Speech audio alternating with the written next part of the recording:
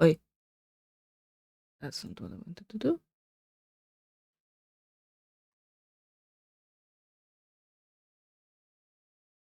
This is what I wanted to do, and this is what I wanted to do. Okay, now I can see everything. Kinda. Okay. Wait. The game is so loud for me, I don't know why. As usual, nothing changed in my settings. Nothing. And the game is raging. Okay, let's touch everything. As you inspect this device, you feel it rifling through your mind, bringing up a blur of unbidden images. One of them in particular demands your attention, tugging insistently at a buried memory. Follow it. You enter the tavern and every face turns to you. The warm susurrus of conversation trails off. They know you, and they know what you've come here for. The Aldea of Tau supports the nearby clave, and the locals keep a chary eye on the Aeon priests. They know the dangers of the Numenera the scientists unearth, and given their proximity to the endless battle, they know what your tattoo means. You hear the sharp whisper, "Cast of scum." You don't give them the satisfaction of looking, but you can feel the tension in the room as you make your way up to the bar. The tavern keeper won't meet your eye. You know what comes next. You sigh and turn to face the room. A large, burly woman stands in front of you. "You're not welcome here, cast-off. Your damn war is a bane. We'll have no cast-offs here, not anymore. Get out, or by the gods, we'll make you wish you had." You feel energies building and swirling within you. Your smile is a savage as you weave a net of the tides. You have no idea who you're talking to. I am no cast-off. I am their creator. I am the author of the endless battle. I am the changing god, and you will revere me. You hold your hands wide, and the tides spill from you. Half the villagers fall to their knees, weeping as you will twist their hatred into adoration. The burly woman yanks a knife from her belt. "You'll not take my mind, monster!" Her neighbors fall on her before she can take another step, knives flashing. Her life spills across the floor around your feet. You step through it, trailing bloody footprints to the door, and you're not sure if the disgust you feel is for the dead woman or for yourself.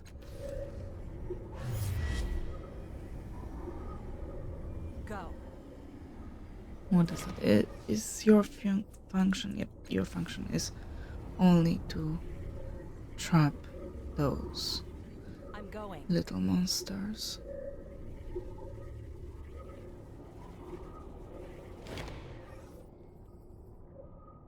Okay.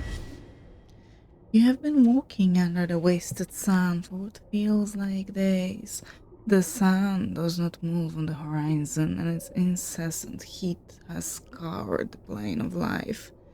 Your water is running low, and you are seriously considering abandoning this body.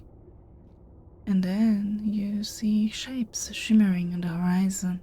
You release an eye catcher.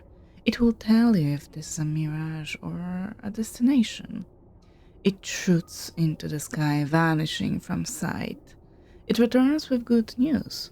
You've discovered an oasis of sorts. You trudge onward, bitterly wishing for better boots, when at last you reach the rude collection of wattle and daub huts. primitive humans gathering around you, beseeching you in a strange tongue. They offer you some of their precious remaining water, and you settle down to learn the basics of the language. After a day, you know enough to understand the depth of their plight. They say the lurker in the cave has stolen the sun's momentum.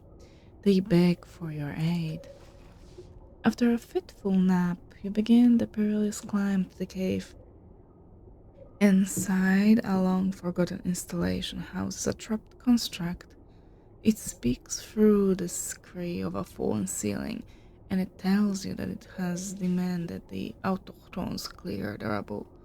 When they refuse to dig, it frees so that it could return to its work. It sealed the plane inside a time bubble. They will come to reason, it concludes. You don't have time for this. Construct's needs are paltry compared to the need for water. You concentrate, marshalling your powers, the tides you have been researching. You imagine them as a blade, and you hurl them against the construct's circuitry. The machine struggles, throwing up defenses against you, but it is no match for this new energy. It fizzles and dies, and you feel a wrench as time lurches back into motion. You look at your hands. The flesh hangs loose on your suddenly skeletal frame, a steep price to protect these villagers. Protect? Or just do what's best for you.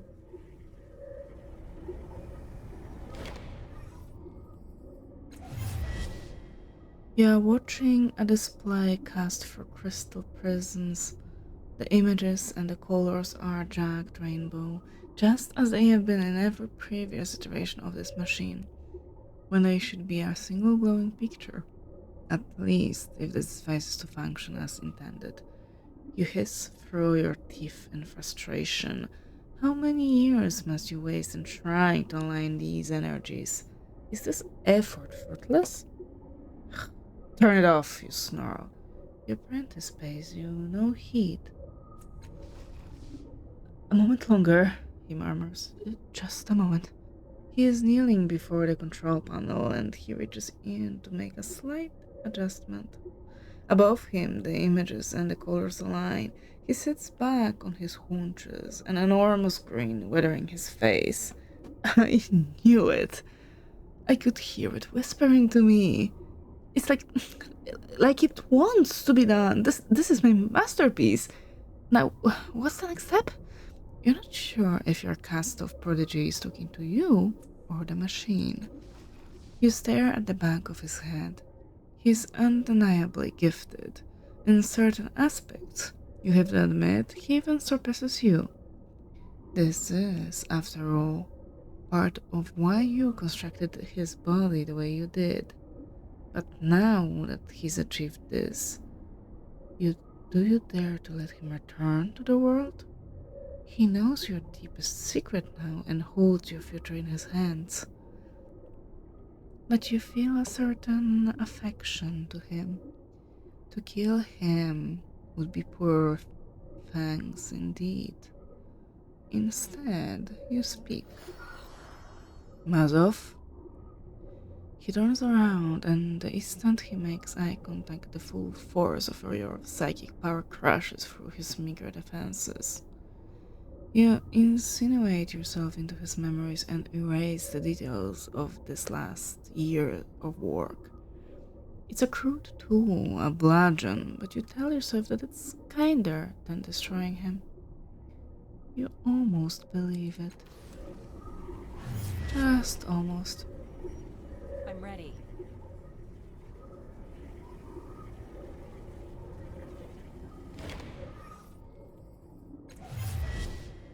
You're lost in the scent of her hair, the taste of her mouth, the feel of her skin. You stumble against the door and fumble with the lock, unwilling to break contact with this remarkable, beautiful, wonderful woman. Even before you manage to wrestle the door open, you're already shrugging out of your clothes. Once inside, the rest of your clothes disappear as if by magic. The city outside is noisy, but you can't hear the din of the market as you focus on her breath, her eyes, her body, and the day vanishes like your clothes. Eventually, hours later, night falls, and the two of you collapse onto the ruined bed. She drifts off to sleep, whispering in your ear of what you could accomplish together. As her contented breathing warms your chest, you reflect. You never expected Sally Mary to be like this when you sought her out. You intended only to take advantage of her position and her expertise, but she has become so much more in such a short time. She makes you reconsider everything you've been striving toward for all these years. Gods, you don't remember feeling love like this for anyone since? No, no. Another memory swells and it reminds you of your goal. What you want in this moment can't distract you from the centuries you have spent building this life. You stroke Sally Mary's hair and the tides trickle from you into her dreams. You break her love for you, turning it back to the work you discussed. You refocus her mind and rebuild her affection. You don't want to lose this, but you can't cast off your ambition. You lie in bed, waiting for her to wake, for the work to start again.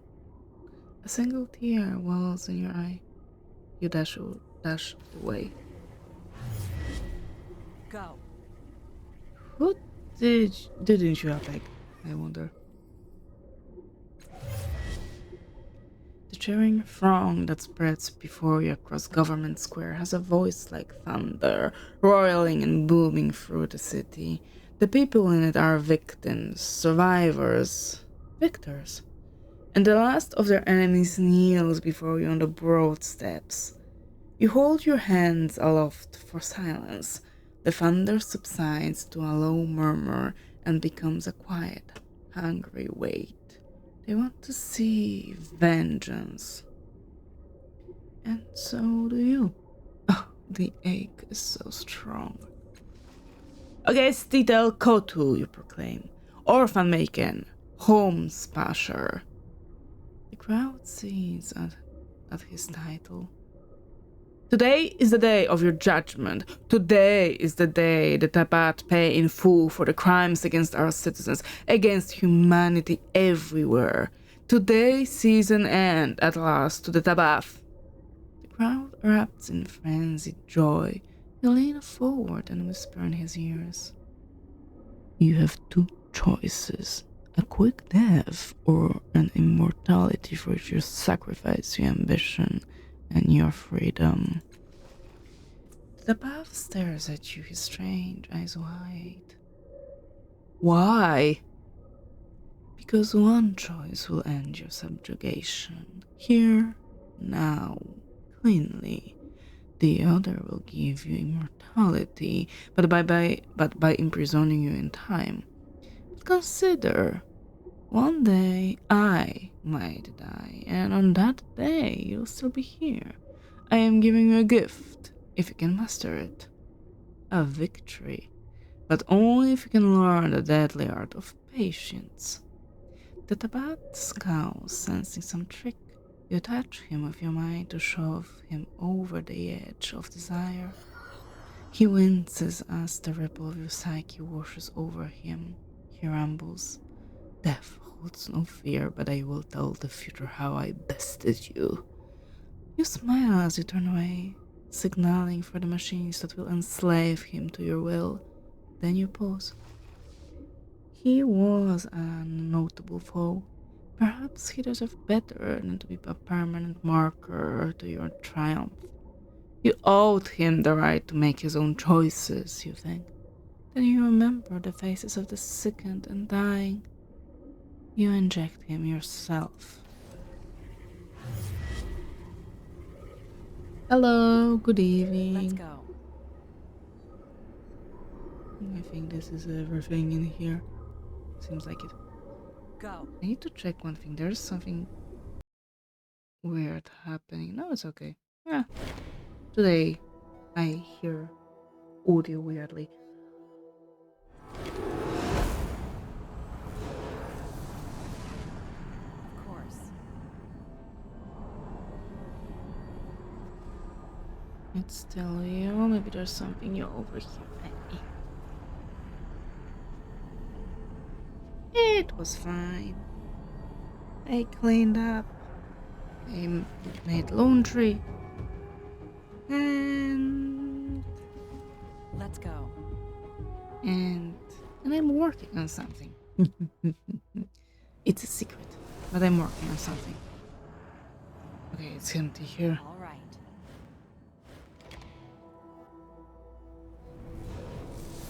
Oh, we have an MRI today. Wait, you'd have access to results on the very same day? I had to wait 2 weeks for mine. Wait.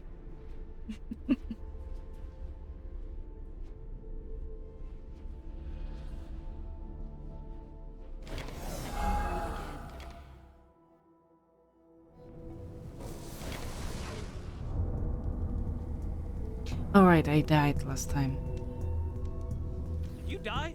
Yeah. How did I miss that? Because I closed the door behind myself. I remember now. All right. But I've opened the gate, it seems. That guy is dead. Those guys are injured and I'm supposed to talk to them.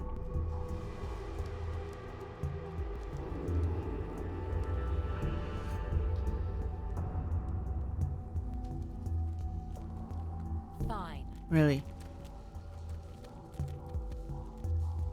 Wait, weren't you guys supposed to be... Oh right, I need to make you go away. I need to speak with you apparently. The Merdan pulls a knife from its leather cloak and waves it around to keep you back. It gestures toward the other Merdan. Then it spits a foul gob of yellow sputum at your feet to emphasize its point. Speak to this guy, okay. Your prisoners are gone. The creature looks at you blankly for a moment, then darts a quick glance at its comrade. You sense a static psychic exchange between them, and they turn and dash down the hall.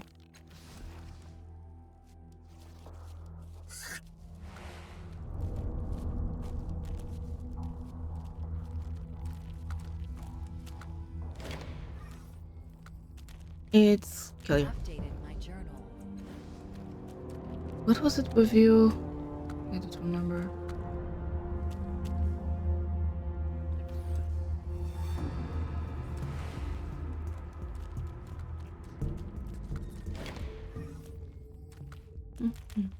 What do you want me to do? Restore my sight. Ah, okay. Right. Restore your sight. In a moment. Ready.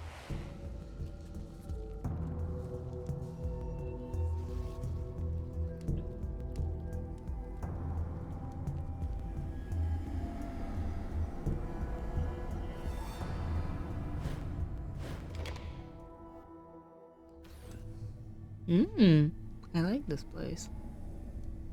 Fine. Cane rats.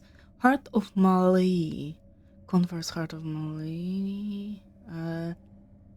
Heals 1 point of might, speed, and intellect per turn for 5 turns. Oh, that's interesting. So, the Soul of the Forgotten. Black metal frame. What is that for? This metal frame is about as tall as a human and perhaps twice as wide. Rivets hide cleverly constructed joints, and the entire structure can collapse to the side of your forearm. Yes, now.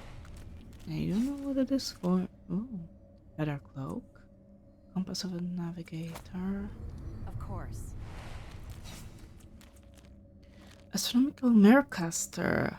Oh, that's cool. Yes. I want to use that.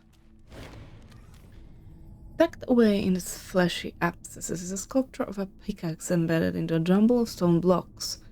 Near the sculpture's base is a bronze plaque. Etched on the plaque is a short message. Better to swing the pick than strike the vein. Shins are shackles and treasures. Train. The shiny metal handle towers overhead, completely out of reach. You couldn't touch it without climbing the sculpture itself, and even then it looks too heavy to move. The pickaxe trembles and you blink. You felt the motion in your mind. You may actually be able to affect the sculpture with your thoughts. Okay, we can try that.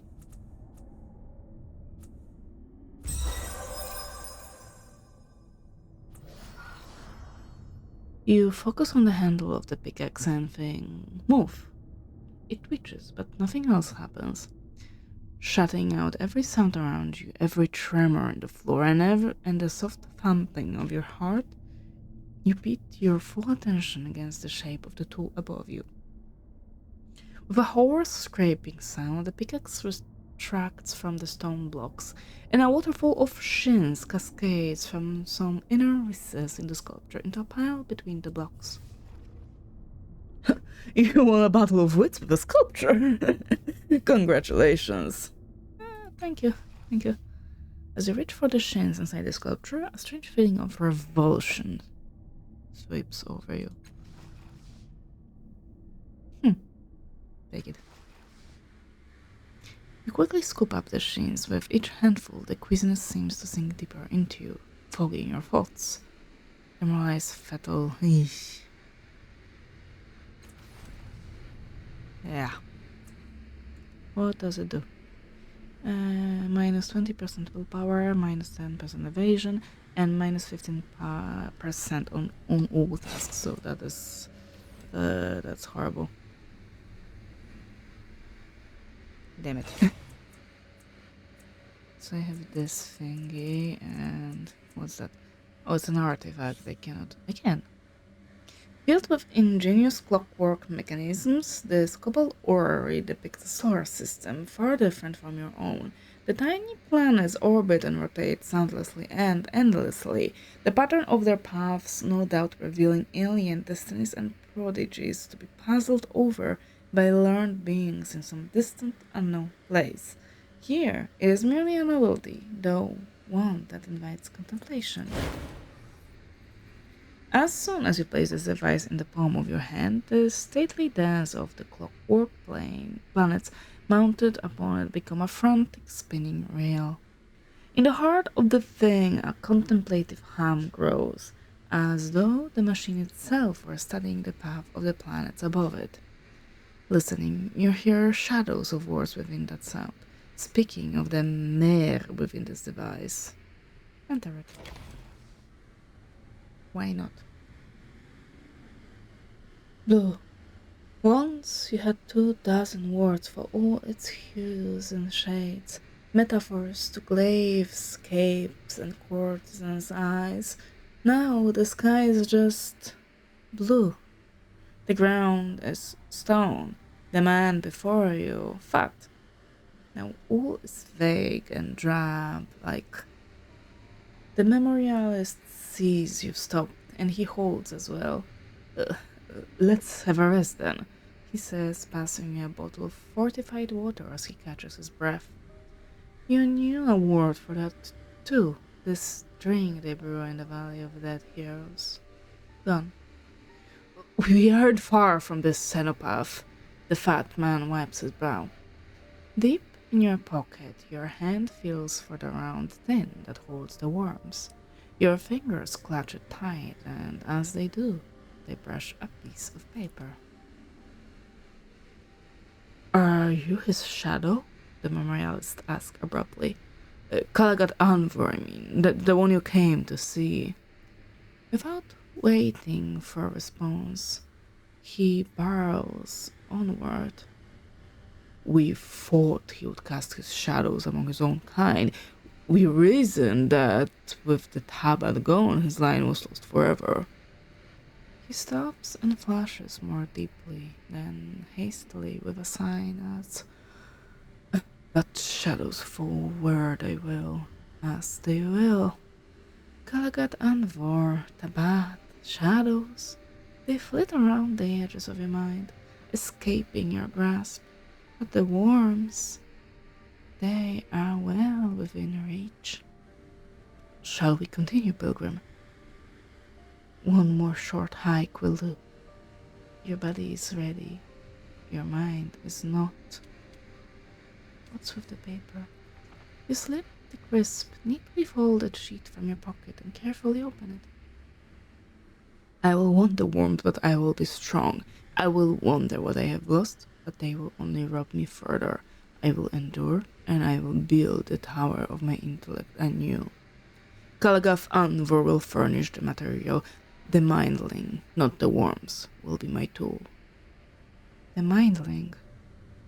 A dead-eyed trader from Haref sold it for the last of your once great heap of prizes and bounties.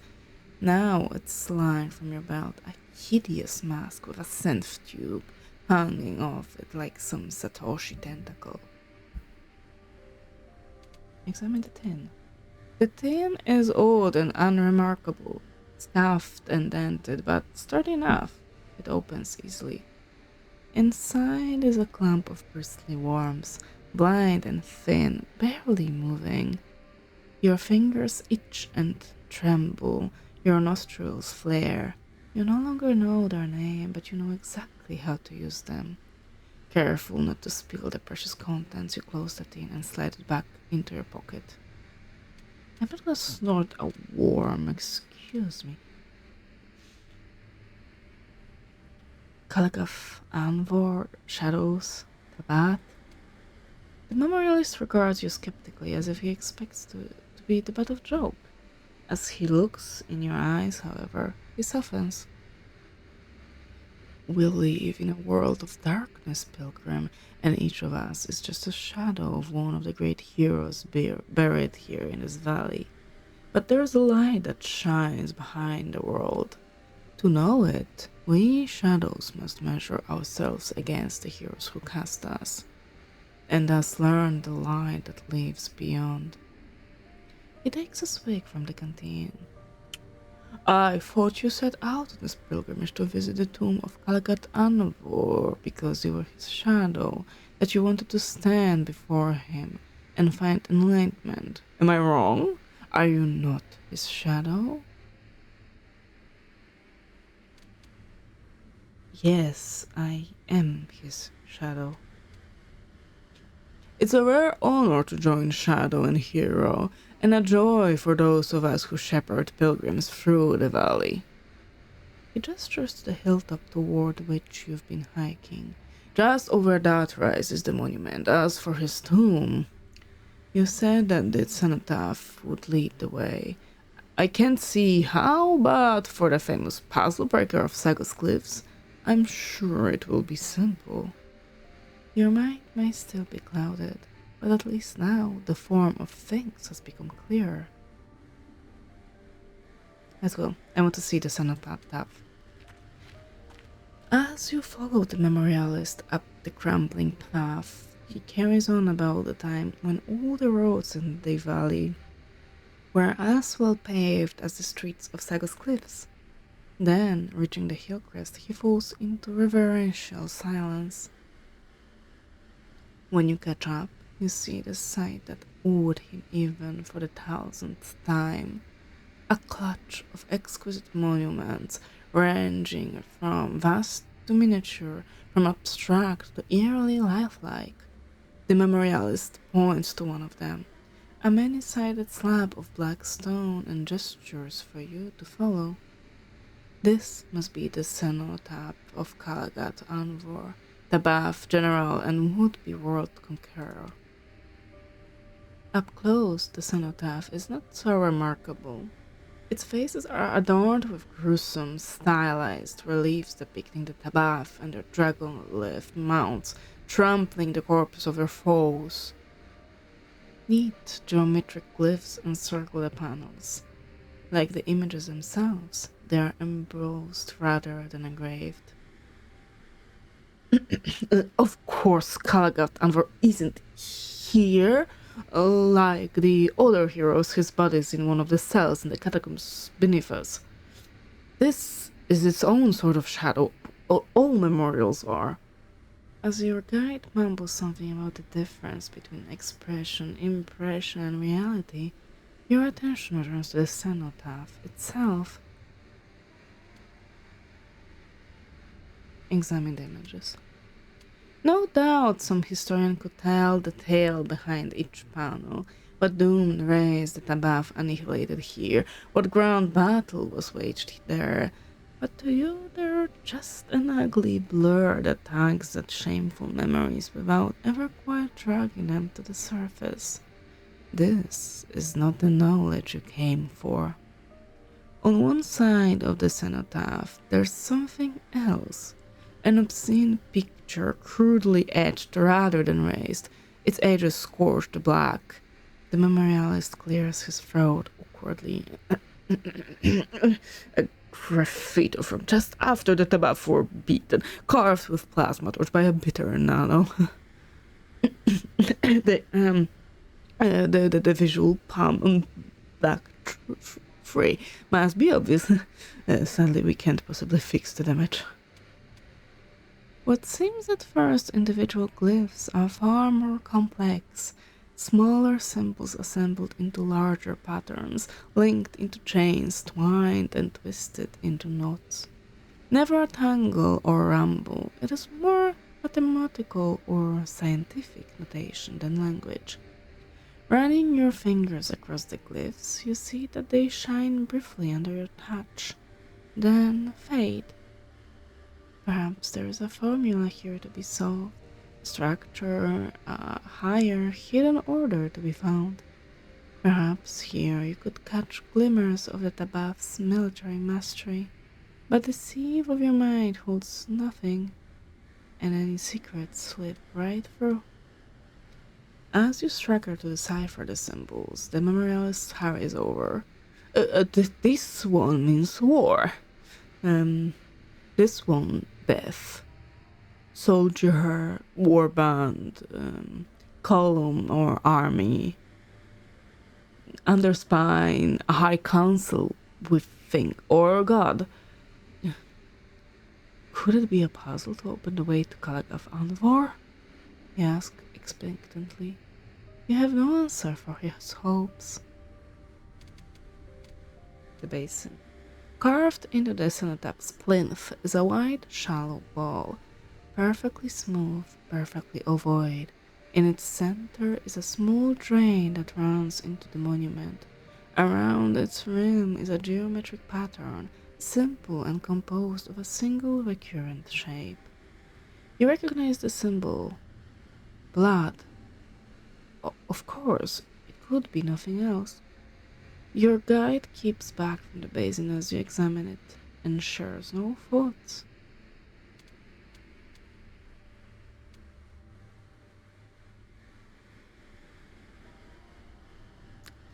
I don't think we should sacrifice the memorialist. Let's not a worm.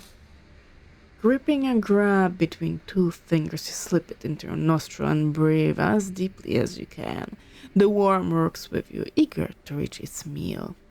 You feel it squirm the last stretch, and then pain like a knife stabs your brain, and you know the worm is feeding, eating grey matter and piecing neurostimulants, letting your mind reconquer the vast territories it has lost.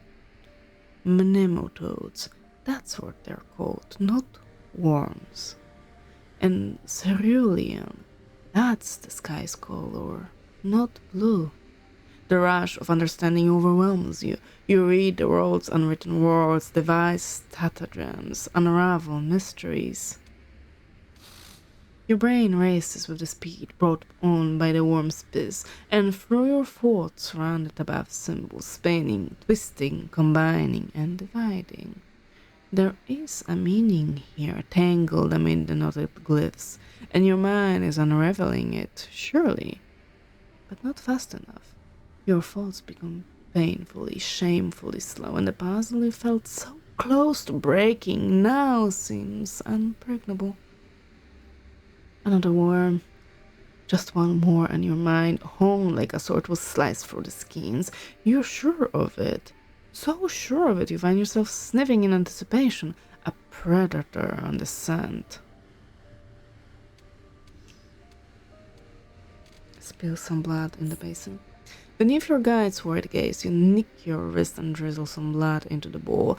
Nothing comes of it. Whatever flows through your veins will not slake the stones first. Perhaps your guide underestimates the strength still coiled in your sinews.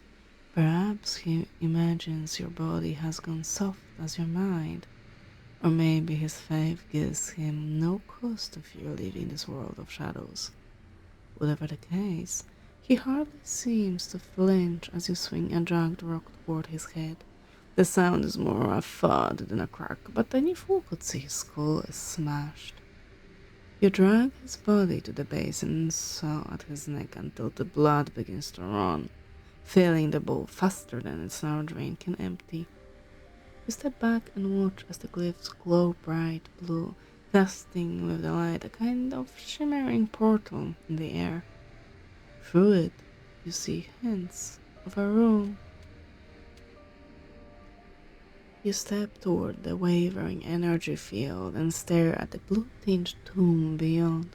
The blood price has been paid, and Kalgaf Anvor rests within. Tarrying no longer, you plunge through. The tomb's walls are bare stone, as is its floor. In fact, the room is empty except for the sarcophagus that sits at its center, a crystalline Numenera that hums with ancient, indefatigable energy. Bathed in the portal's light, the room feels almost underwater, a sensation heightened by the air's unnatural weight. The sarcophagus is divided into three parts: a wide bier, an elegant pentagonal coffin, and a curved lens-like lid. The bier is decorated with familiar glyphs. You recognize war, death, and purity among them. But these designs hold little interest. They're just catchwords, and they will teach you nothing of the Tabaf genius. The coffin, for its part, is a single hunk of milky aquamarine. Its lid is less opaque, and through it you can see the corpse's silhouette. Most importantly, you notice a simple locking mechanism holding the two together. Opening the sarcophagus will be a straightforward matter.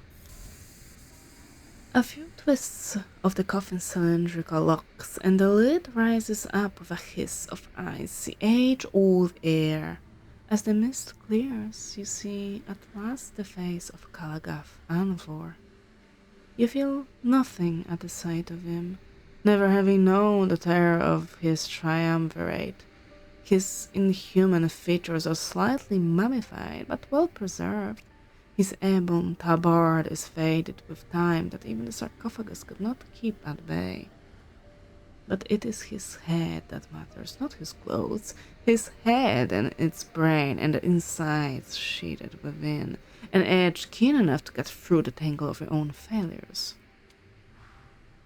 Once you slip the helmet over your face, you can't see and can barely breathe.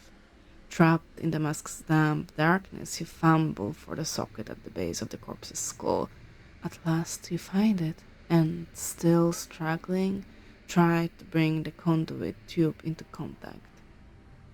Suddenly, the darkness explodes with light, the nebulous patchwork glow of your own mind, and beyond it, the glorious mandala formed by the foot of Kalagaf Anvor.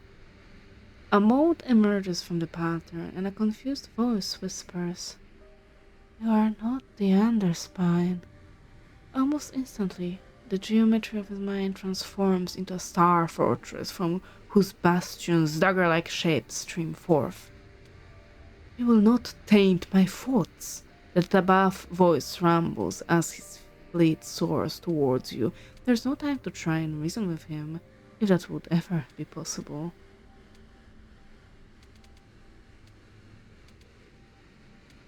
Fend him off. You came here to rebuild your mind, not to offer it up for Tabaf pillaging. You need shut the ragged, fringes of your mind, focusing and contracting yourself into a tight, hardcore bound its will to live. The cutting thoughts of Clark and work flash at the perimeter of your defenses, probing, testing, seeking entry, but to no avail. At length they withdraw to Tabaf's own pattern.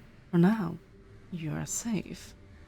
The texture of the general's mind ripples as he arranges his thoughts, absorbs what his scouts have scraped from your mind. At last, like a messenger, a sphere splits off from the pattern and floats before you. Pilgrim, I have seen the secrets you keep from yourself, the endless battle you meant to end, and the red wreckage your solution left behind. I am unmoved. I killed more, lost more, and fell farther without surrendering the truth. The sphere shimmers and flattens into a kind of mirror. You have come because you would prove yourself again. For me. By me. But I am not your underspine. What is the underspine? Galago's Anvar's mind grows still, with faint flashes of contemplation flickering across its surface. The guardian of the Tabaf soul. To use your words befouls the meaning of my thoughts. It is obscene that you call this tongue truth. The underspine is a filter through which our minds flow, cleansing us of distraction, subversion, novelty, and doubt. You cannot comprehend.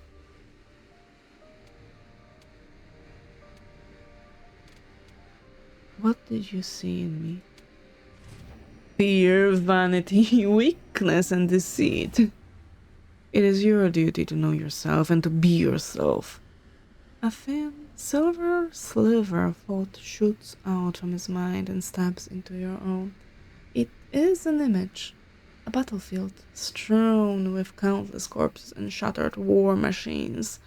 A regal woman stands beside you, rigid with rage. Puzzle breaker indeed.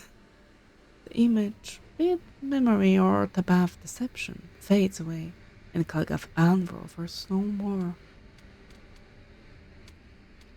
You see white crescents of Uriel rivers ready to sweep down on an outnumbered but unfazed band of Tabaf scouts.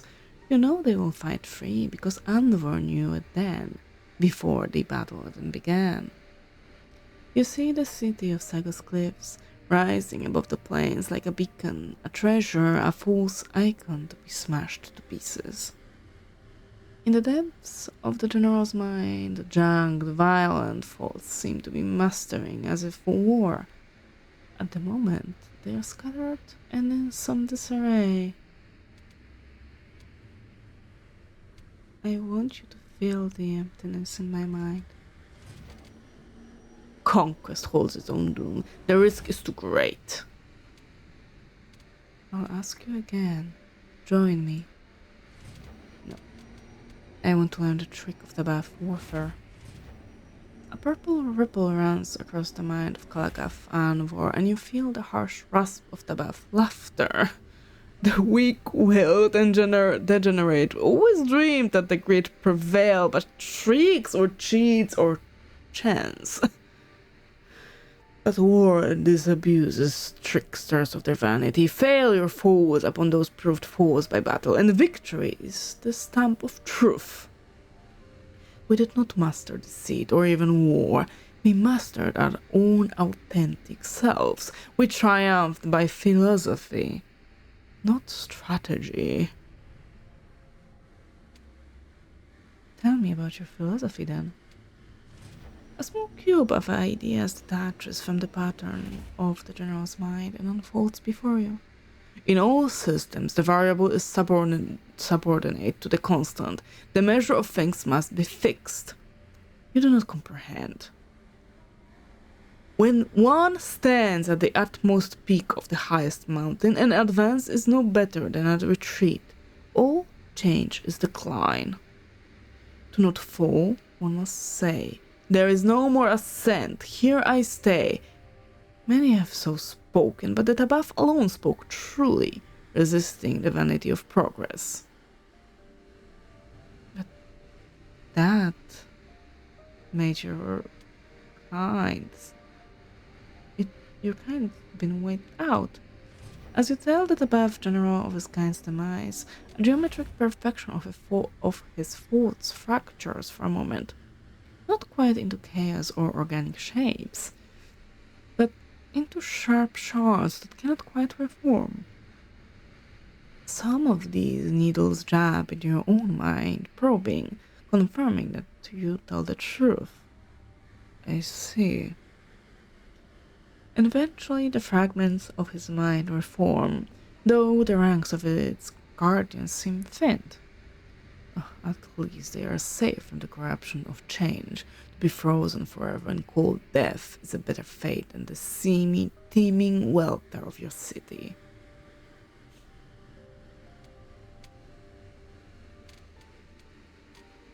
More battles, bloodshed and butchery flash before you. Okay. Ah.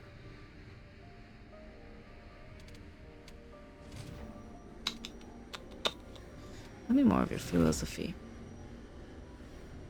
The conqueror's sword flexes, but always straightens to its proper form. All great peoples have found mighty truths, but always they let their truths mingle with falsehood and frivolity until their folk ways become fractious, friable. We alone held to our truth with unflinching conviction. Words, faith, art, all was held pure and unchanging within the under spine. A perfect, eternal purpose spanning all generations. Who can stand before such united trust? Let's attack him. Death has not dulled it above his weapons or his will, and he has used the time in the mindling to gather his forces. And your mind, for all your bold gambit, languishes in warm, worn decline. With wild violence, his sharp-edged thoughts hack through your memories and fears, doubts and despair, tattering the fabric of yourself. You watch helplessly, and with failing comprehension, as blue-black blotches spread across your mind. Too long have you traded the substance of your strength for the warmest flashes of brilliance, and now you've nothing left to stem this rout. In the end, it all means nothing to the masked fool crouched beside a corpse, drooling, moaning, and weeping without knowing why.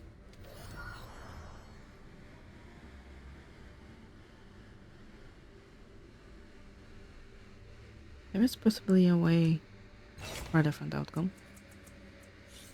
We can try it again. Yes. No. All right. We cannot try it again.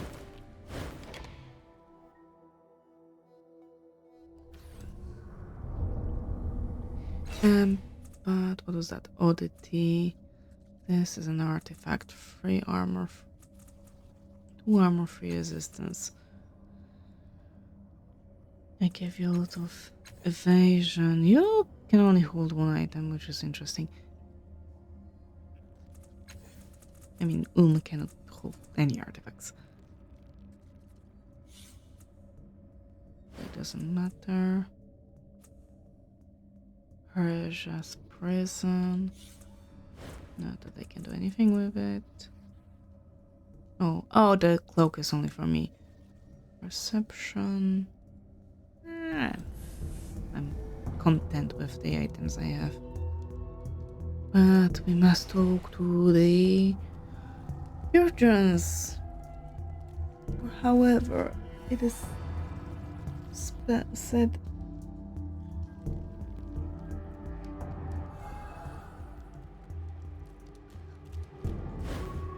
so this one has its sight restored. And if I remember correctly, they are through this tube. We've sandbagged the Memovira guys, so she should be content with us now. I hope.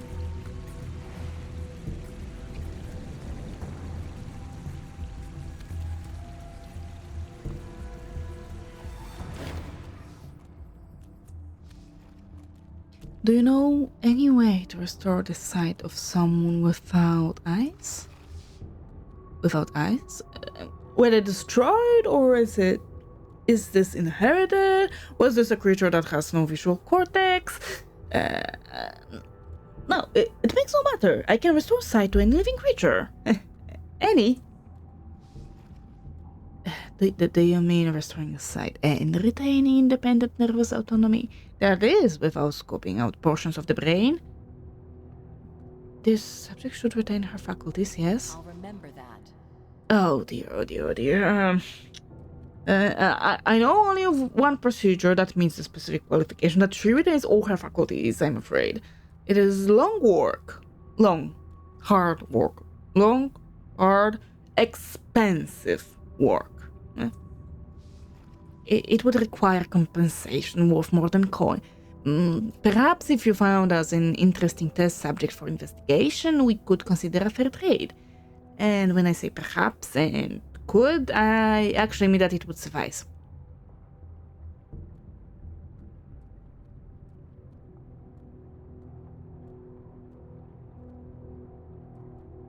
What qualifications do you need for an interesting test subject? All of our patients are unique in some way. We need someone outside the norm, someone who has some special aspect that no one else can offer. Oh, yes. We are always trying to expand our knowledge, advance the field of study to, well, you get the point. We need someone who can help us develop art and understanding, which is to say, someone new, not someone we've already enhanced. Would I qualify? I'll remember that. Oh, yes! So much very yes. Yes. We would be particularly interested in investigating the tattoo on your head. It seems reactive and strange. Fine. Oh, we have seen others with this kind of tattoo and have tried to recruit some of them. Some have been less than winning, and we have had some unpleasant feedback loops from others. I'm delighted to know that you come to us voluntarily. The first order of business is an injection. Your consciousness swims into a dreamy half-haze, objects taking an luminous rainbow-tinted beauty. A sense of great satisfaction fills you, a rush of pleasure through your veins. Even when Obervich leans over you with a scalpel and begins to cut, you feel only a slight tugging, and the beat of your blood stuck to the edge of the scalpel makes you want to weep for its transient beauty. Eventually, you drift into darkness. A distant thunder summons you back to consciousness. Your eyes blink blearily open, and you see Demire's face peering into your own. You feel as though you have been torn open, your mind stripped, and something undefinable snatched away. A sense of loss pervades your being. You were a model client, simply fantastic! I can also tell you with 90% certainty that almost all of your organs are back where they should be. I should mention that your reproductive system is just for show. It was like that when we found it, I hasten to add. If you have parents, you might want to let them know that they will never be grandparents. My good colleague has forgotten to tell you, but you may experience dizziness, nausea, some bleeding for a short time. Nothing to be concerned with. We've uncovered some interesting facts about your tattoo, if you would like to hear them. What kind of facts? The tattoo is not really a tattoo. It's more like an amorphous gateway, a skein of living tissue that reacts to specific psychic vibrations. If I am not mistaken, a especially skilled individual might even be able to use the skin as an entry to your mind itself. Just to say there might not be someone out there ready. Yeah, there's 3 of them. We should have checked for that while we were there. Perhaps you will let us go back and check for any visitor visions, spectral voices, hallucinations. Oh, regretfully, my friend, our client has fulfilled her part of the bargain.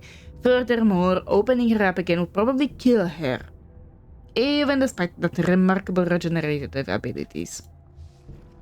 He looks at you, clearly expecting you to leave. So what are the next steps to restore the sight to my blind acquaintance? I'll remember that. What? Oh yeah, my apologies. Simply place this eye on the recipient's face and it will do the rest of the work. Easy. I thought you said this was a long, hard, and expensive operation. Who have the chance to examine one of the changing God's children? I couldn't let the opportunity go to past. Think of your contribution to knowledge.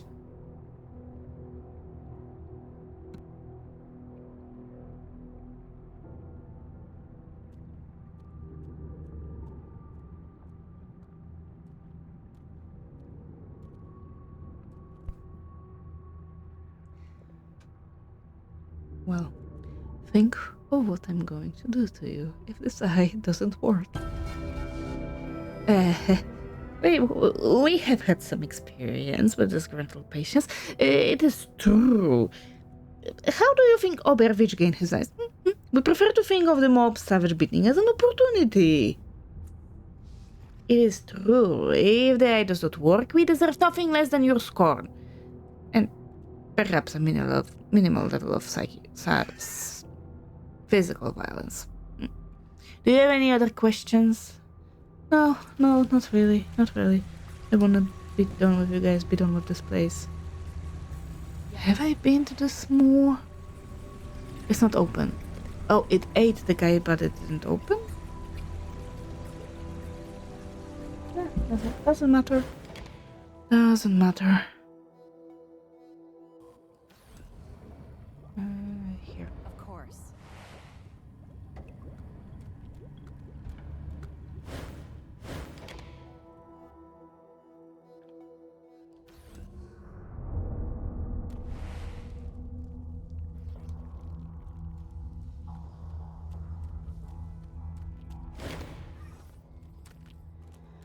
I have an eye for you. Sight returns. I welcome it, friend. The eye begins to burn into her flesh, extruding small legs that hit and twist as they burrow deeper into the meat and bone of her head. She claps her hands over the eye, instinctively scrubbing at the invasive device, and you recognize the titanic act of will it takes for her to let the eye to do its work. Her trust in you must be great, or her need for vision desperate. After what seems like an entirety of her screams and moans, Squora pulls her hands from her disfigured face. She tilts her head up at you, and her mouth stretches into an involuntary smile of pure joy. You wave your hand in front of her face, and the eye tracks it naturally, cleanly. She throws her arms around you, sobbing with relief and happiness. At last she collects herself, wiping away the stream of tears that poured from the single eye. She looks in amazement at the moisture on her hands and mutters, It has rebelled the entire structure. Amazing. More investigation required. Here, more trouble than it was worth. She turns away, gasping in delight at every newly revealed sight. Oh, and this is what we need. I'll remember that. Okay. Who do we need it for?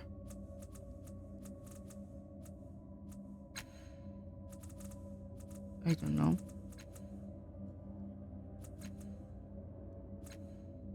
Bruska? No. Transdimensional power source, mesmeric handle. Do I have any such thing? Power source? Handle. Like, I would love to. Oh, that's how I do it. This device resembles the hilt of a weapon. Attempt to insert. Yes. Yeah. I'll remember that. You take out the cylinder that you found in the crushed Katina and try to slide it into the compartment on the hilt. Initially, it looks as though it won't quite fit, but you discover that if you press the cylinder gently against the opening, it gradually resizes itself and fits neatly inside. A small fine blade of pure trans-dimensional energy sprouts from the hilt. You realize that this device is a scalpel. With a twist of the hand, the blade can quickly be switched on or off. Huh,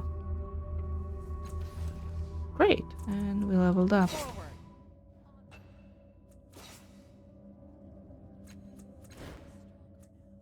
In creating conversation, critical success on persuasion, deception, or intimidation, tasks completely reveal your pool. I thought I had something like that.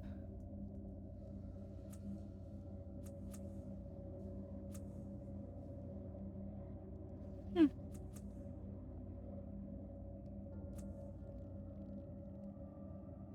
Oh, I want more ciphers, if you don't mind. Running. Yeah, I'll take running from myself. I wanna see this weapon.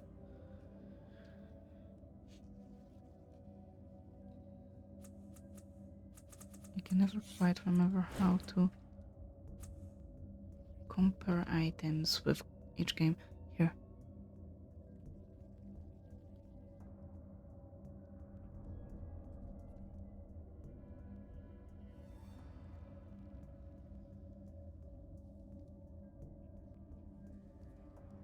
I don't think I like it. Could be because I don't quite understand the damage types. 4 trans-dimensional damage plus 3 damage per applied, max 15. Okay, on critical hits, wielder gains phased. I gain 30% evasion, 3 resistance, and trans-dimensional damage deals to me is 100% more. Okay, on me not critical hits. I don't do critical hits. It is for speed. I can try.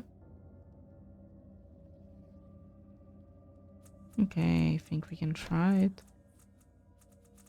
It seems like a trap. I hear and I go. Extra effort, yes.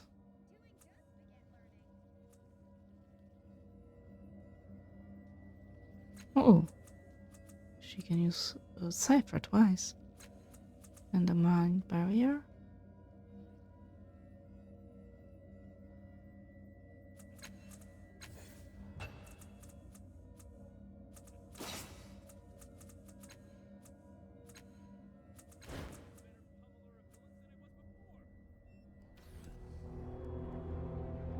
Yes, now.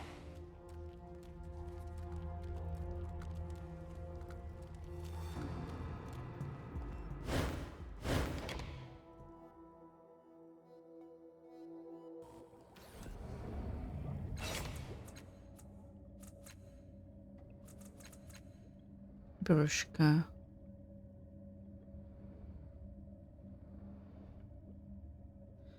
Okay, Brushka should be in the main area. Yes.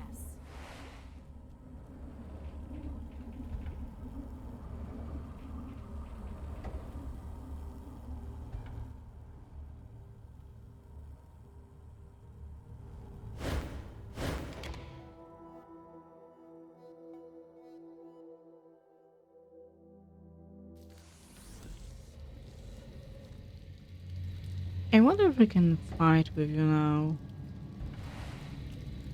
With my living armor. Before we speak to Brushka, I need to sleep, unfortunately.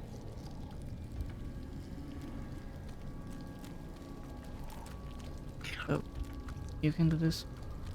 Oh, can.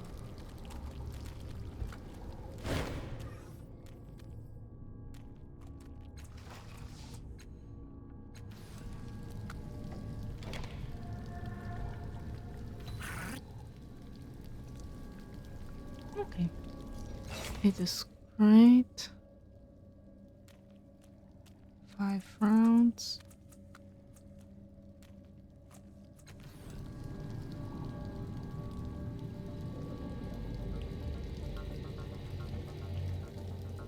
I think I can trade with you. A bunch of stuff I want to get rid of.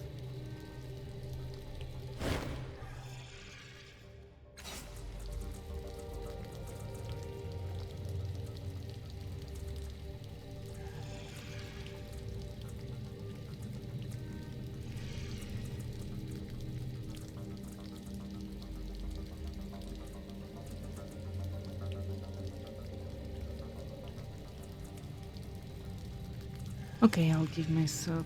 Oh, it's a cloak. What?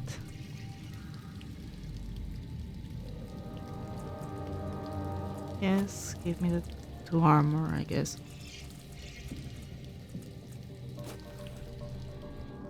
It is weird sometimes.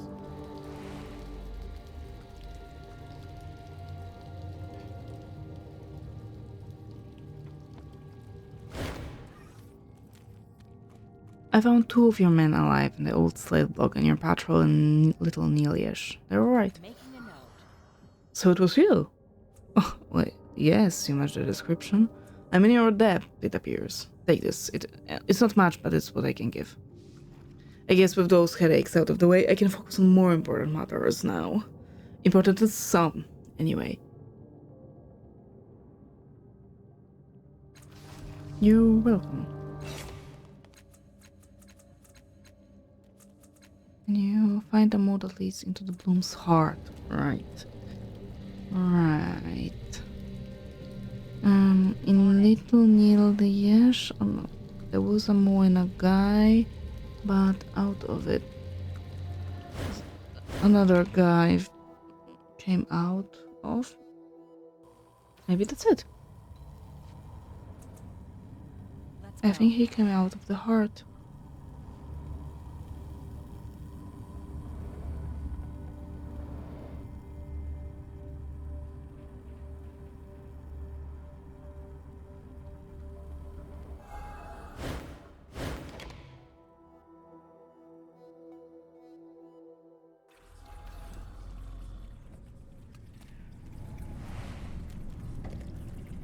Him. Where is Emian?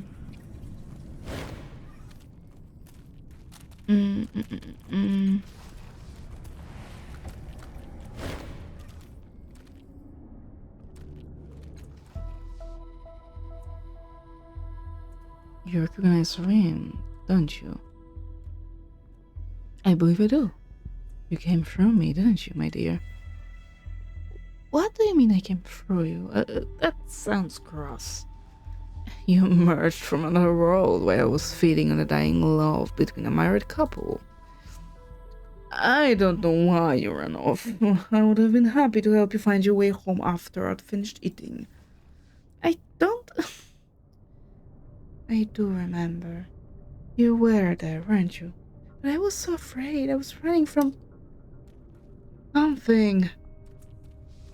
She grabs your arm. She's obviously trying to control her emotion, but she bounces on the balls of her feet and the corners of her mouth curl and uncurl in an irrepressible grin. This is it. My way home. What do I need to send Ren home? My mouth does not open whenever I will it. It requires sustenance. The bands of love and hate that binds us.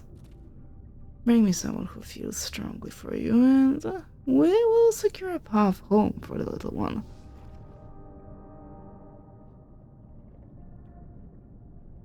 Do any of my current companions have the connection you're looking for? And Tozun closes his eyes and concentrates. A silky heat fills the air. You feel comfortable, lazy, happy. He holds one hand before him, centered on your chest. Then his finger moves over to Eritis, past without a moment's hesitation. Declare a name and I will feed. Eritis. Good. Tell me how you met. Eritis speaks, but you can't focus on his words. You feel the heat of his regard for you diminishing, but find it momentarily hard to care. The maw peels open. You squint as a sudden bright light filters into the darkness of the bloom. You breathe involuntarily as a sharp, pungent smell strikes your nostrils. As your eyes adjust, you see green, grass, bushes, and trees. So many trees. It seems like Aunt Ozone isn't even there anymore. Just this window to another world. She stares, tears falling freely down her face. She looks at you and her face falls. I I don't know what to. Now that I'm here?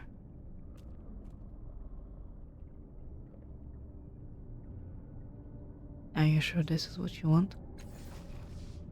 Yes. No, I mean, this is what I've wanted. It is. But you.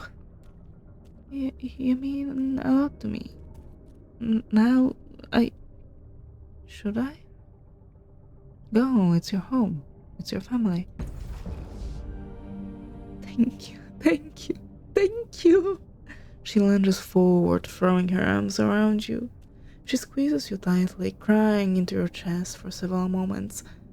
Finally, she pulls away and puts something into your hand. I made a god for you, a god of friends and fighting. I don't know how strong he is, but maybe he'll help us see each other again someday. I'll remember that. Come on, Al, I want to show you, well, everything.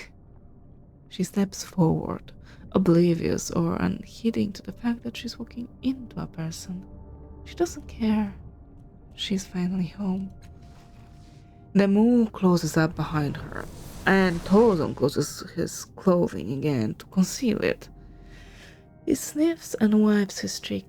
He says nothing, but stops you with a gesture and shakes his head. Finally, he regains his composure and says, "That was..." He shakes his head again, seemingly unable to say more. We've lost him. We set her free. And that's not the move I was looking for.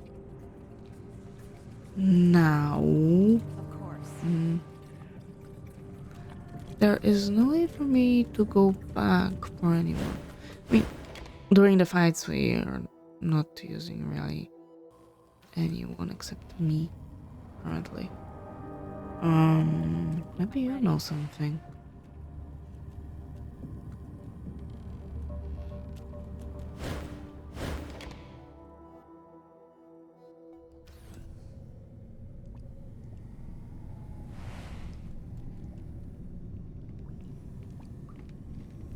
Get your face out of mine, no problem.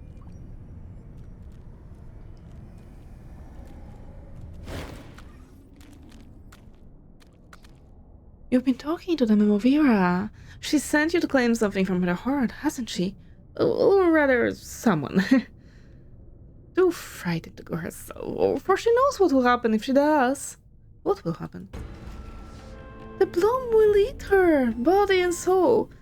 It doesn't matter how long she puts it off. The bloom will have her in the end. The only question is who it will find to take her place. But you want to reach the heart, and I can help you. I'll remember that. One gets to the heart in the same way one gets anywhere in the bloom. A mole will take you, and the mole you want is just over there. The speck waves a hand toward the nearest corner of the shrine. You feel like a blindfold has been suddenly pulled from your eyes, and a wave of vertigo nearly knocks you to the floor. When you look up again, a mole has appeared.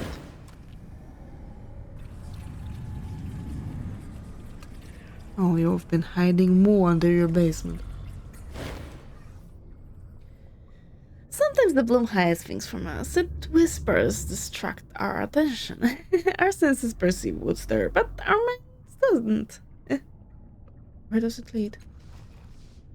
Exactly where you want to go. To the heart. To the source of all the whispers. What does it eat? I'll remember that.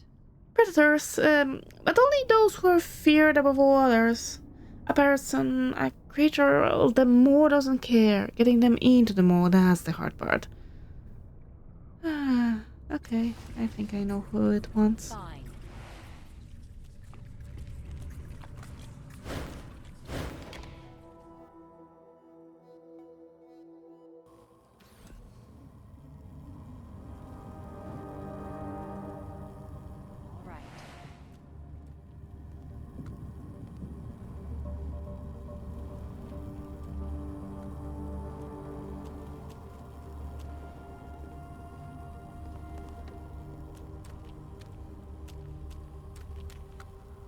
We still don't know how to help Aritis. I still am dealing with thirst for knowledge.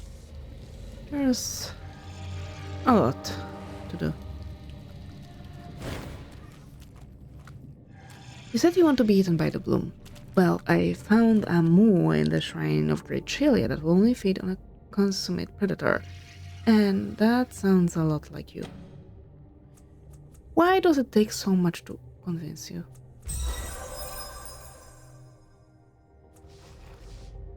Can it be? The construct falls silent, its eyeless face staring into yours for such a long time that you begin to wonder if it's fallen into slumber.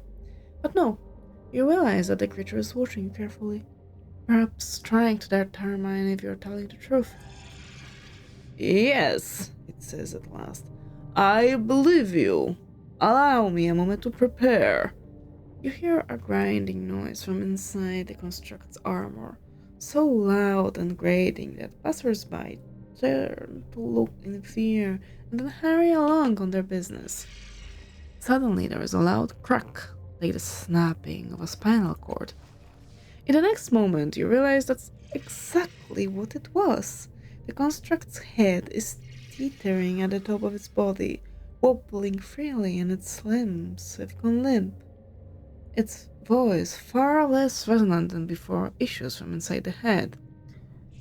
I have no further use for this body. If I am to leave the soldier's path behind me, the bloom will provide another, better suited to my new life. I'm ready now. You reach up and grasp the head.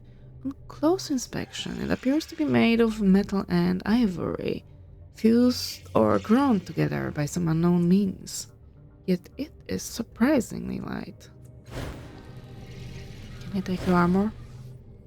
A few seconds after you remove the head, the body topples over, lifeless. Can I take the body? No. Yes.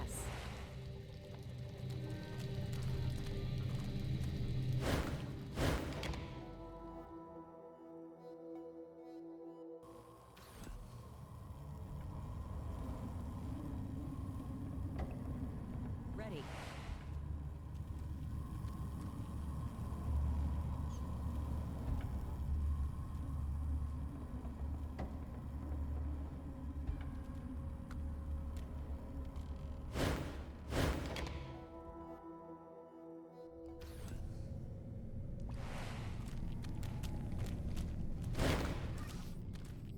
A thick mass of flesh protrudes from the wall, surrounded by waving tendrils. It appears to be another mole, just as the spec told you. If this mole wants a predator, then it's found one. And by that, I mean me! Will you eat me? Please let it eat me! Aren't you afraid of these things? But I am disgusted. Look at those things! What have I like you? Who knows where those tongues have been? They remind me of sewage, and that's not something anyone should think about for too long. But it might kill you. But it might not. Huh? Anyway, now that it's in me, I'm sure it won't be satisfied with anyone else. No. You hold out the construct's head and the bloom tongues drift toward it. I am here. Take my past, take all that I am. One of the tongues reaches forward, probing, touching the head almost delicately, sampling the flavor of the minds inside.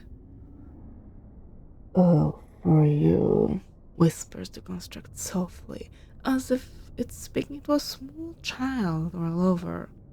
The tendril wraps itself carefully around the head and lifts it from your hands.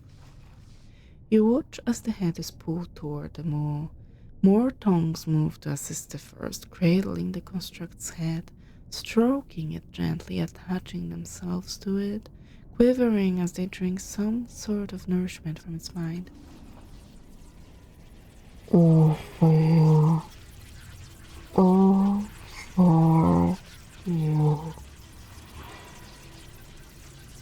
The construct disappears into the darkness and is gone. The chittering and hissing of the bloom rise to a sudden climax, Updated my journal. and the maw opens.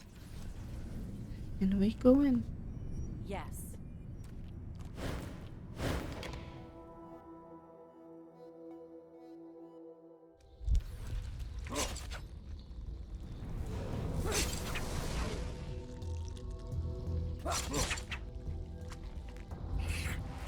Can we go by?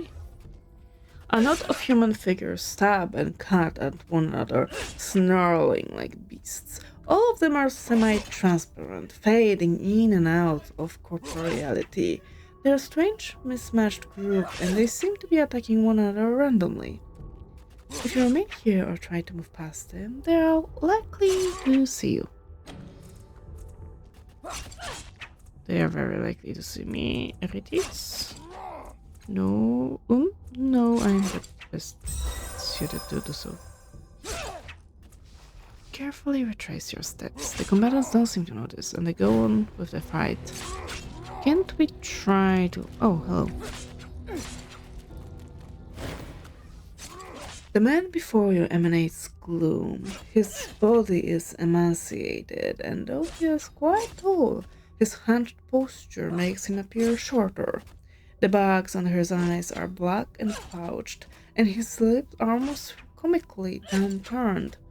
Most of the time, his body is nearly transparent, though he fades in and out of view.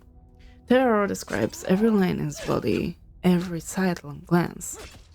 He sees you approaching and flinches.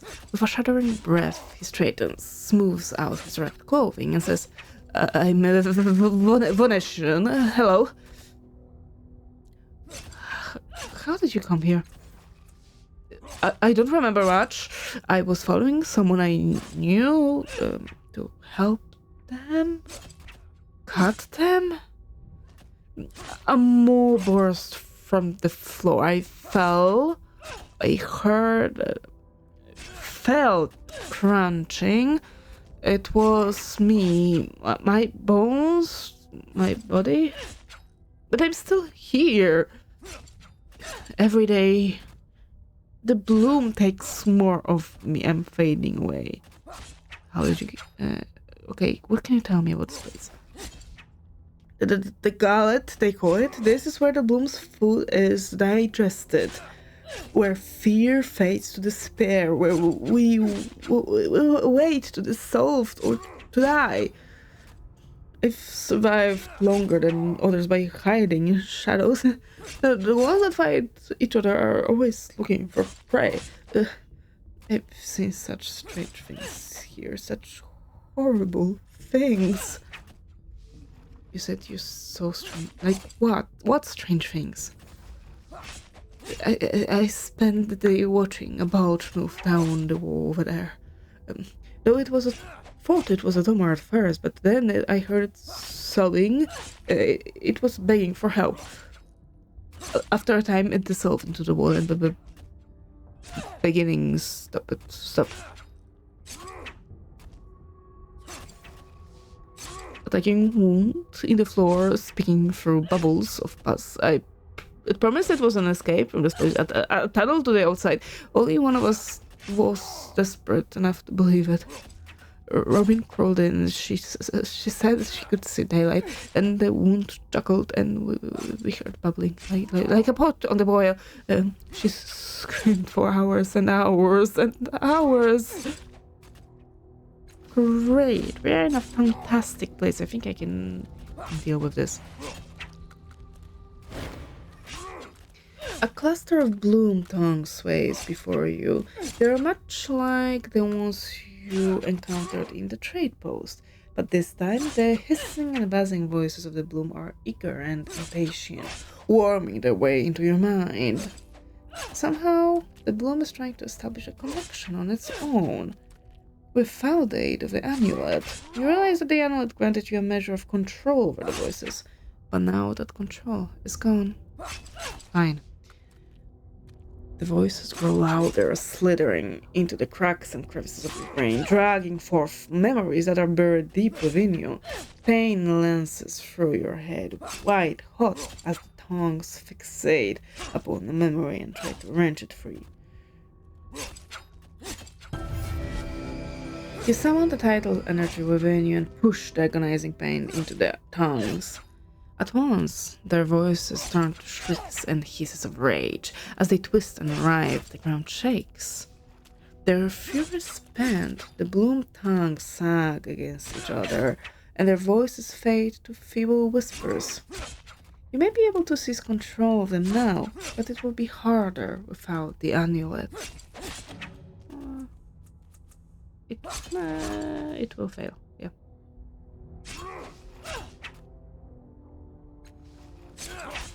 Let's do it again.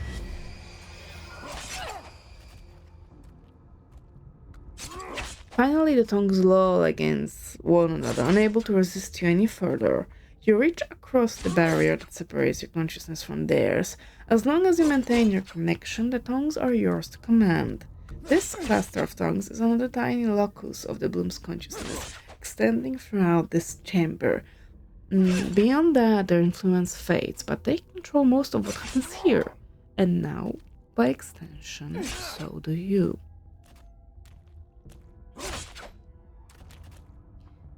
Yes, send combatant somewhere else. Listening with the alien perceptual organs of the tongues, you cast about for the chittering of nearby moors. At last you find one. It's locked away inside some darkened cyst, stranded in the depths of the bloom, lost and forgotten.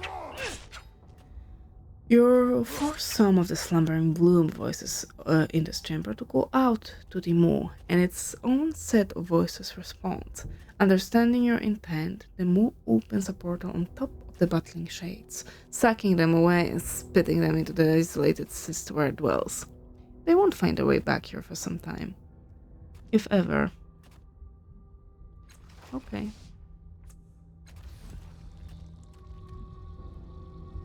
I'm going.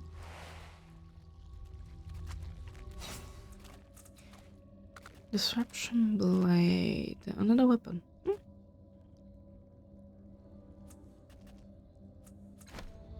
Alright, I should have some things I can use to heal. Use it on myself. Yes? Let's go. Right. And Murden. I don't think I want to talk with Murden just yet. Oh my goodness, this place is huge. I'm going. To action! Yes, now. Find him. I guess some of the fight.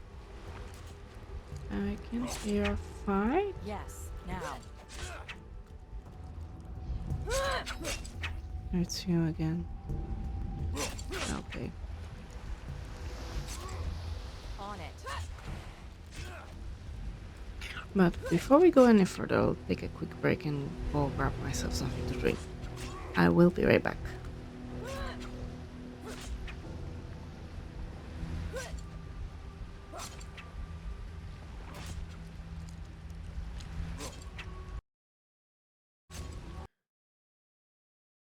The thing was clicked, but come on, where is it?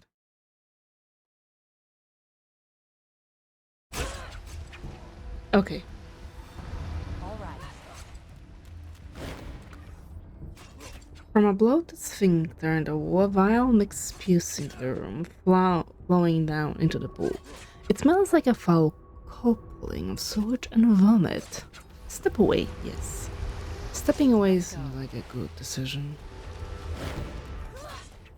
A cluster of bloom tubes sprout from the floor. One of them, thinner than the rest, has developed a leak, and its vile juices flow energetically into the pool. Try it. Can I? 70%? 70%? Boom? 50%? Okay. You deftly manipulate the tube, kinking it to avoid being sprayed while you work, and you manage mostly. A few drops of the rancid stuff land on your boots. With the fluid pressure momentarily relieved, you expertly tie the bloom tube into a knot. When you release it, the knot holds. No more fluid leaks from this cluster. The level of the pool drops noticeably. It does.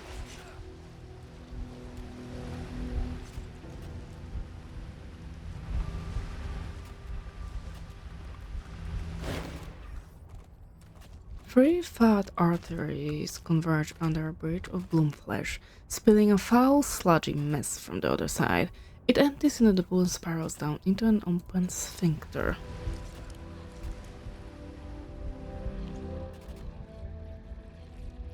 Okay, what are you doing here?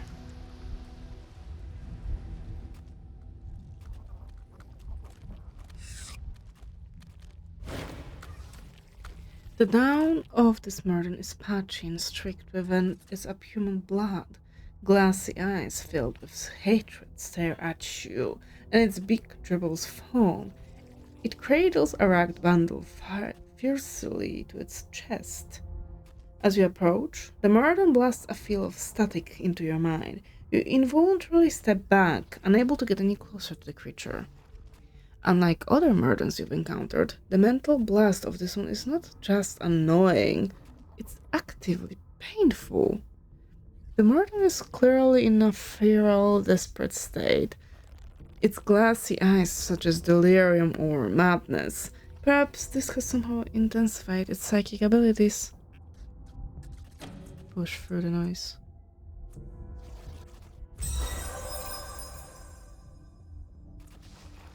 The Murder's mental shrieking batters your mind, but somehow you are able to overcome the pain, to step closer to the Murden.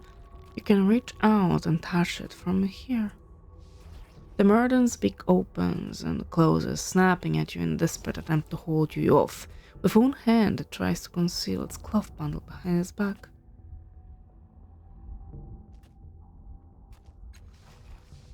You hold the creature by the greasy down of its neck and deliver a quick punch to the base of its skull. Its static field immediately dissipates, and the Murden goes limp in your hands. It releases its grip on the ragged bundle it was trying to hide. You unwrap the ragged cloth bundle that the Murden was trying to hide from you. Inside, you find an egg-shaped object of pearly white synth. When your hand brushes against it, you hear cheerful music. You also find something that looks like an adorably fuzzy head mounted atop a metal cylinder. The head is alive and appears to be dozing. Okay, what's with the egg? Huh.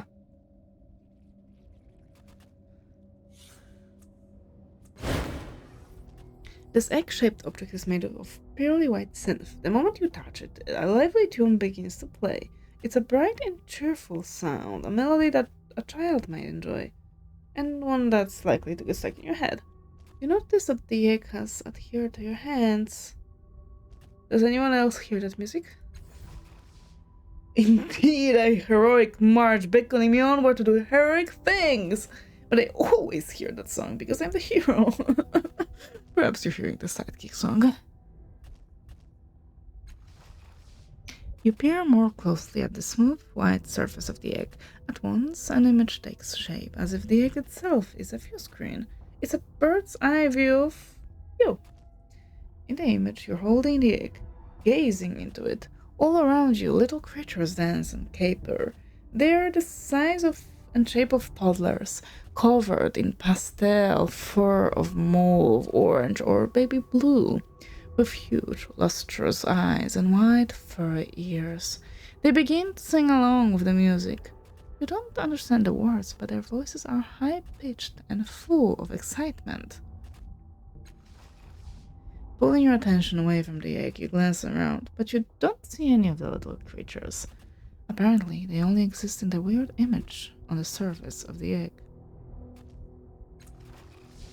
The little creatures sing louder, grabbing hold of each other and twirling themselves around. cooing and giggling, and one of them seems to notice you. It playfully pokes at your leg, and you can feel it. A second creature wraps your other leg in a big bear hug, and you can feel that too. They squeal with delight. A third creature with bright orange fur jumps up and down in front of you, holding out its little hand like a child who wants to be picked up.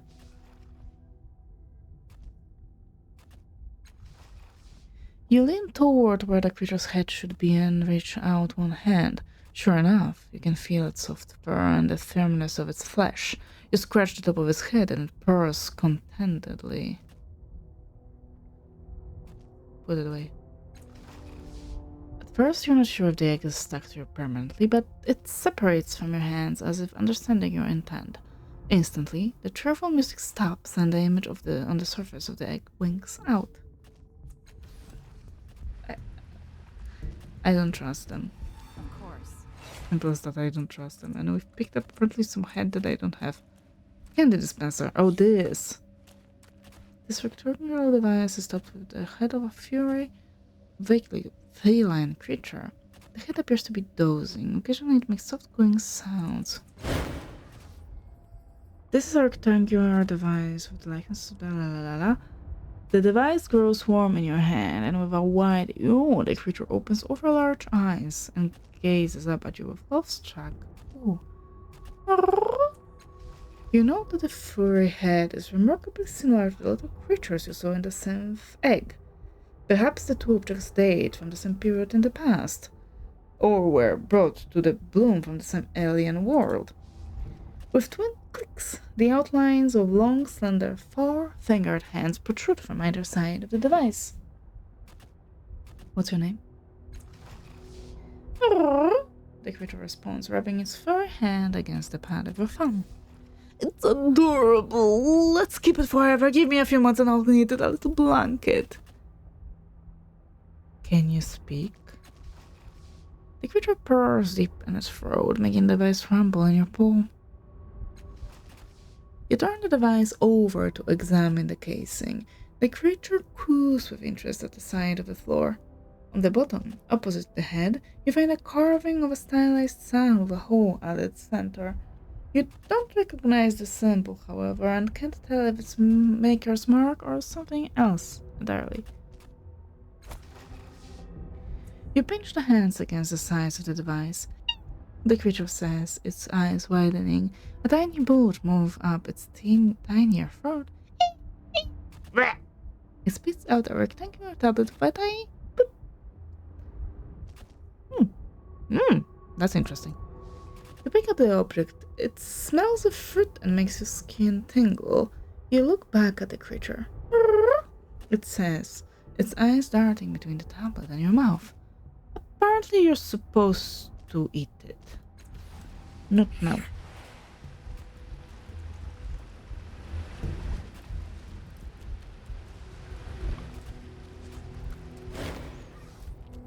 Despair lines the face of this ghostly figure. His aquiline features are clean and strong, his head shaven. His eyes, empty sockets, are bleeding, but they turn to you. Hello. I'm glad you're here. Kill me, please. What happens if I kill you?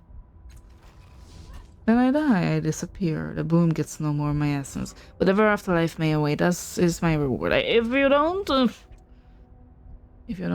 I'll be here, fighting despair, listening to the weeping of the others and trading hopeless words until I fade away. Why? Okay. As the blade passes through his flesh, a look of surprise crosses his face. The scalpel cuts deeply into his insubstantial trachea, and a spray of horrifyingly substantial blood spews from the wound. Even as he fades, Sioan finds a way to smile. All right.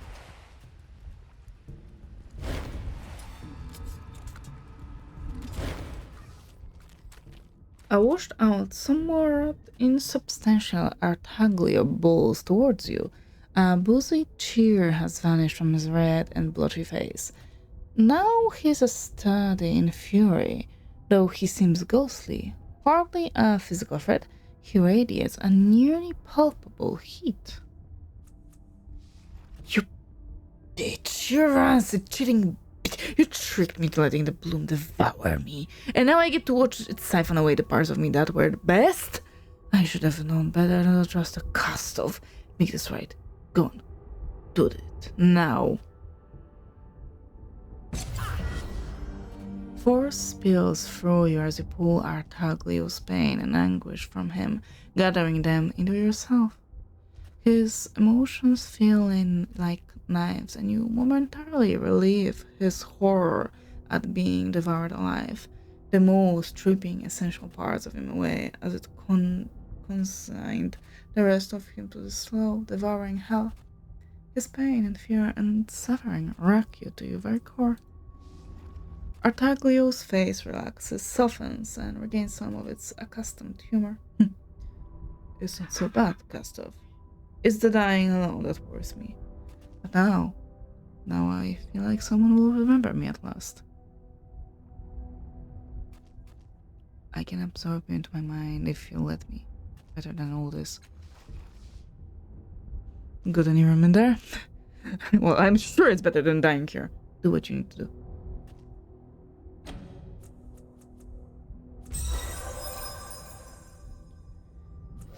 You reach out and place your fingers on Artaglio's chest. He looks surprised but says nothing. You close your eyes, open your mind, and will him into the labyrinth. Perhaps it's his weakened form, or perhaps it's the strength of your intellect, but you can feel his consciousness awakening inside your mind. He's brought his sardonic humor and his taste for rum. As his mind is reborn inside yours, his body fades in the real world until nothing is left.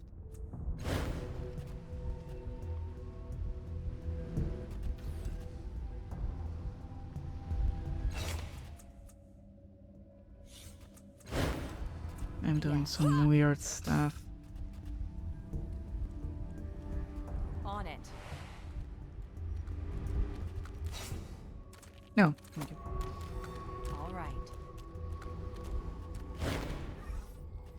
At first, you're not sure what you're looking at. It seems to be an enormous suit of metal armor, or perhaps some sort of exploration suit. It's large, at least twice the size of an ordinary human, and its limbs and joints are completely foreign to you. Even if you could somehow find a way inside, you would have to contort yourself in ways the human body was never meant to bend. It has a visor or faceplate at its top. The strange metal of the suit looks as if it could survive the cold of the interstellar void or the depth of an impossibly deep sea. When you push on it, it gives just a little bit and expands by the same amount. The bloom flesh around the suit is puffy and irritated, almost infected.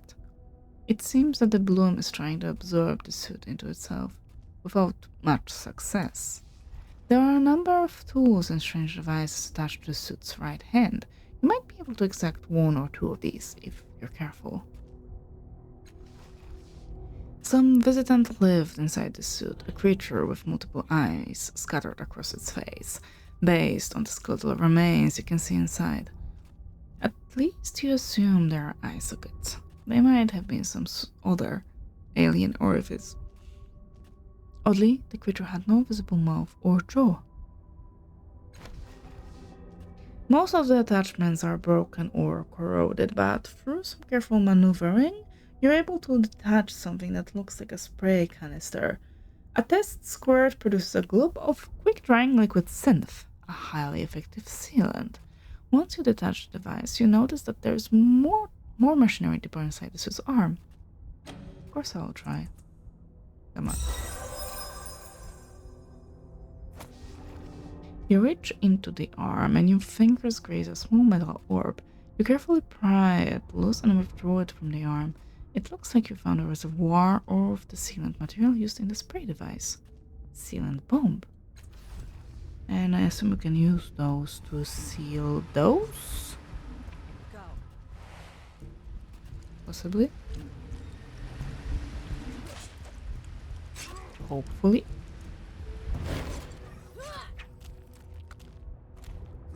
I can try to use the egg with sealant bomb. You shove the metal orb into the opening and it explodes, encasing the interior of the sphincter in a blob of instantly hardened synth. The surrounding flesh bulges and the sphincter emits a great rumbling groan, but the seal holds firm. Okay, and we need one more.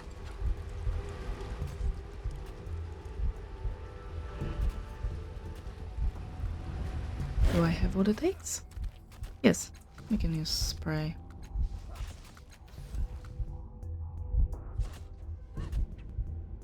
Oh, this is not a way through. Fine.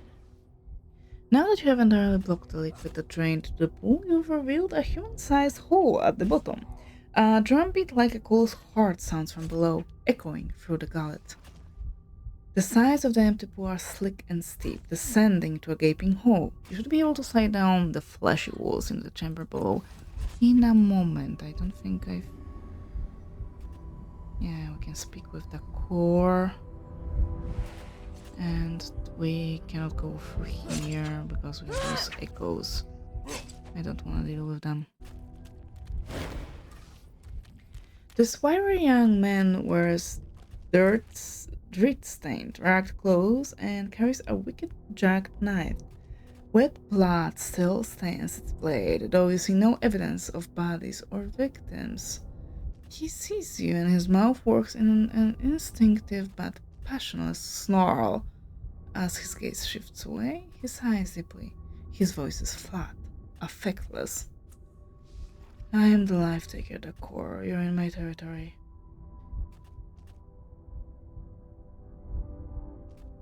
How did you get here? I came to the Bloom to kill an old friend. I followed him deep into the vast and winding ways of this fell beast. He led me through a narrow vein and then somehow took me, bit down, chewed and chewed. And this is how the core dies. Not at the hands of a mob or on the end of Levi's blade. No. In the gullet of the Bloom, the biggest predator of them all. You called yourself the life taker. What does that mean? I kill people. I protect my territory. They feared me. The places where I walked, where I marked, they feared me. The gullet is your territory?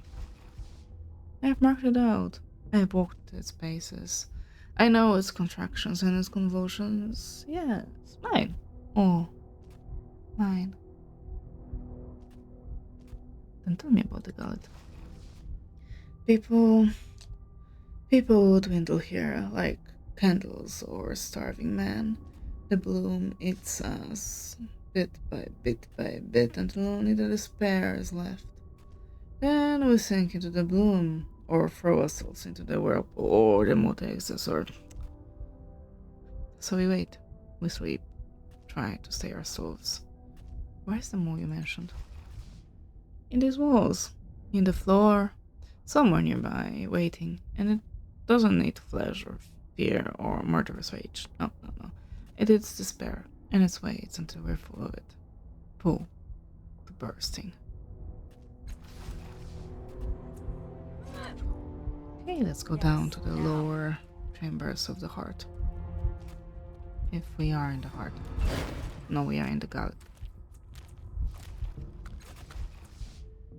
The walls are slippery and you find yourself tumbling into the hole at the bottom. You land with a bone-rattling thud.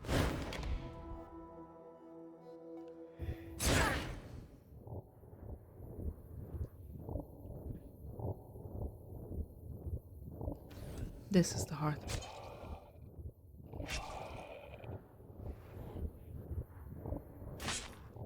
Why not?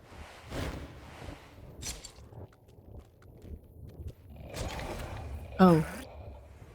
Corpuscular mole, tongue cluster. I mean, I can try to fight with this. I can try and deal with the tongue cluster. Sure. A heroic strike of heroic proportions.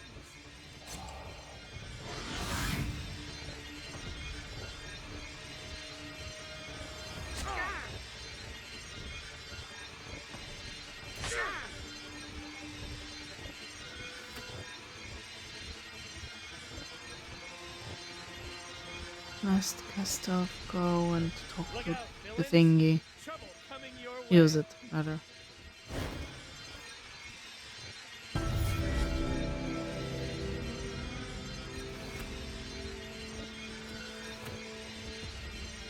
Oh, doesn't have enough speed to help. Out of range. What do you mean out of range? Can I come here? Yeah. And you still have action to attack.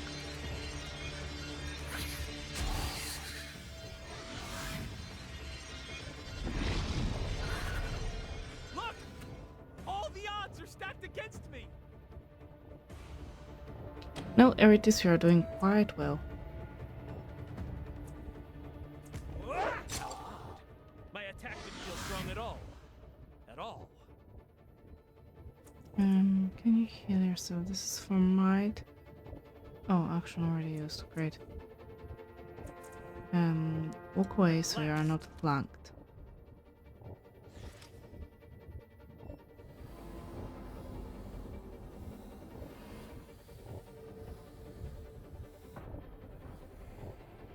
Go attack them.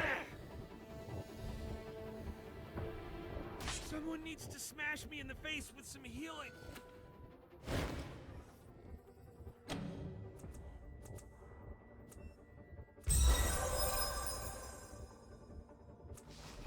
You extend your consciousness and wrap your mind around the tongues. They thrash and hiss, struggling to wrest themselves free, but you assert control over them. They deflate and sucks that block the nearest door, allowing you access to the next chamber. The tongues are tractable now, but you can feel their seething resentment. Okay. Where can you go? And come over here. Yes.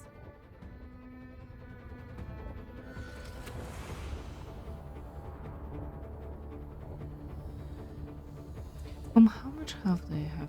33. Okay, use it on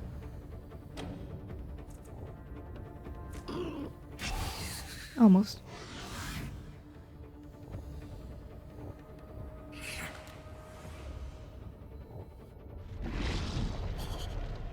Hey, who keeps making my eyes close? Ah! Nothing can stop me now. Heal yourself. And oh.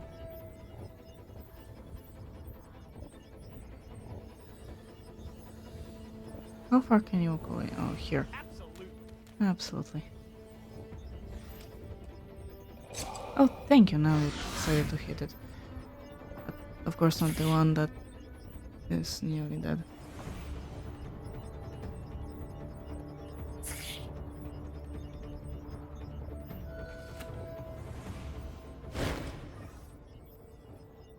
Little surge because we don't have time. And this.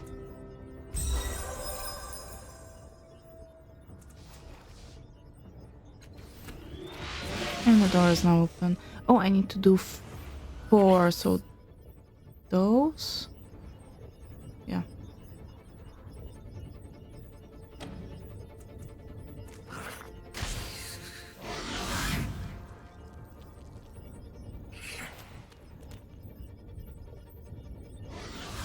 Oh, it's okay, it's gonna What's happening? treat new ones.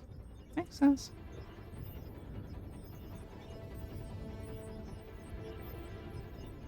If you want a job done right, When it heals him? Per turn, oh, that gives me nothing. my attack didn't feel strong at all. At all.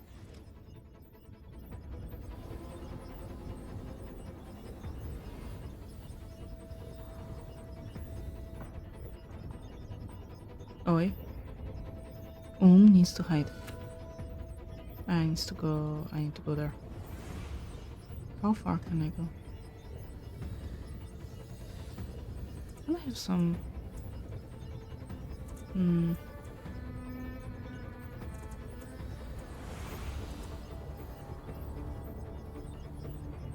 don't think I have anything that will help me right now.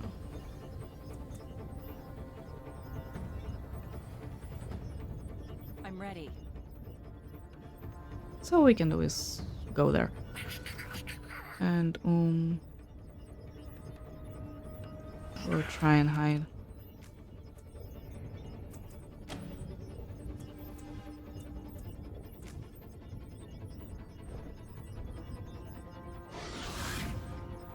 Yet another one. A trans-dimensional rift tears open and several humans tumble out. The great devourer has called us to the heart. A trespasser and defile is tormenting our gods. Let us banish her brothers. Oh, great, fantastic. What's happening to me? That's more like it. At last. Yeah, that's more like it, hide.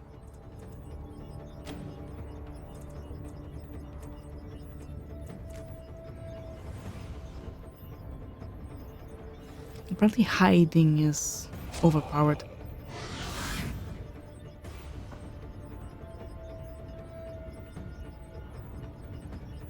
I will do so as well.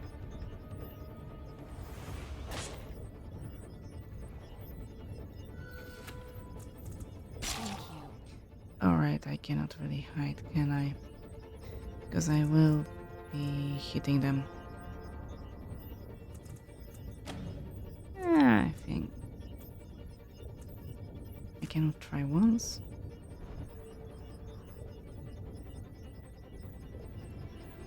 Yes.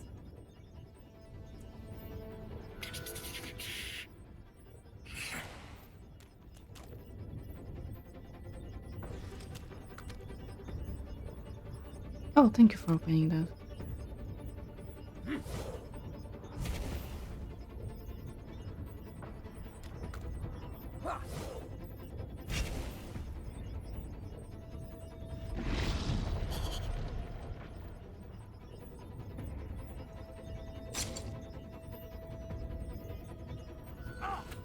Oh, that's much better. Just like that. Can you open it on your own? I don't think I want to try Here it. comes the boredom slayer.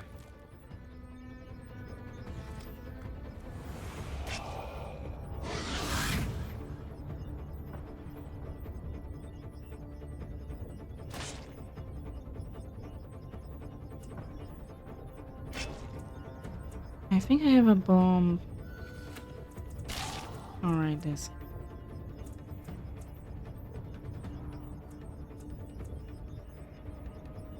To all characters in range of the target.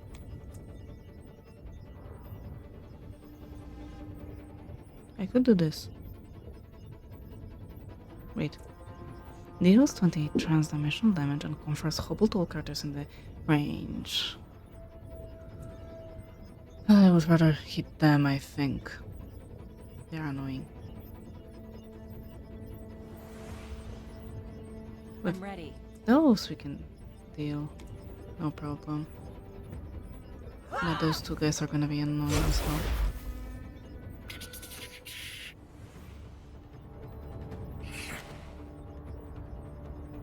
You just wait.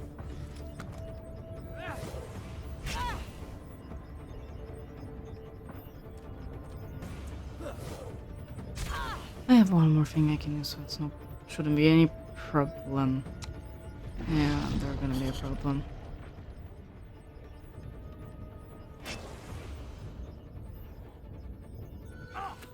Oh, that's much better. Just like that. Tear the sacks apart. Nope, not happening. And he's not hidden anymore.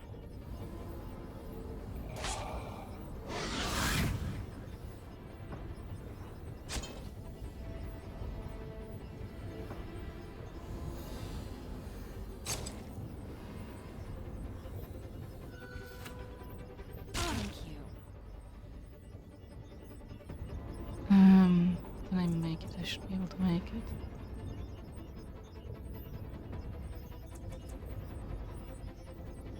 Okay, let's try. But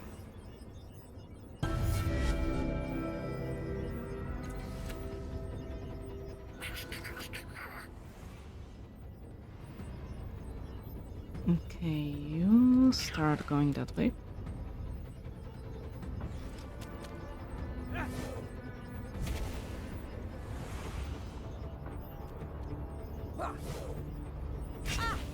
Just those guys are no threat to me. I'm more worried about the moves. Oh, thank you. Oh, because he can open those. What are you doing? Oh, that is weird. Oh, there it is.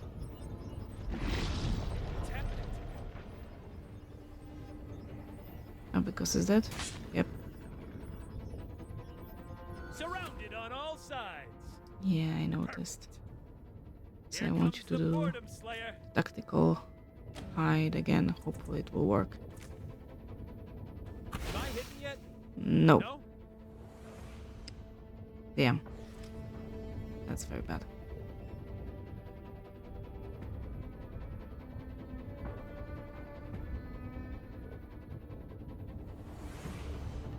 It will take me still a couple of actions to deal with those things.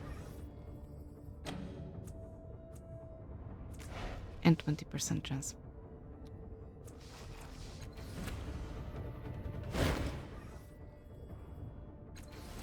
Ugh.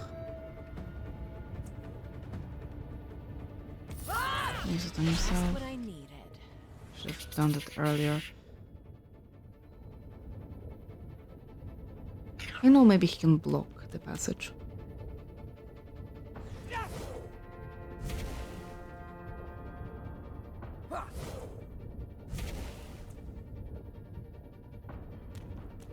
Yes, yes, yes. Come near me so I can heal off of you next turn. Leave Eritis. Could someone stab some healing into me? I don't feel happy or good. No, I cannot block the entrance, unfortunately. I hate the Lesser hero would be dead fights. by now. I honestly hate the fights. We can try swooping them.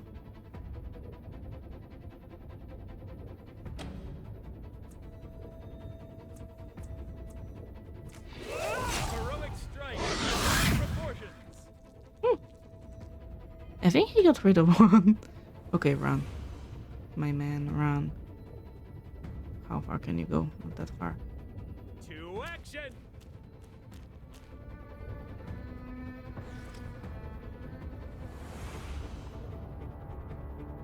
But it was far enough. I'm barely hurting it.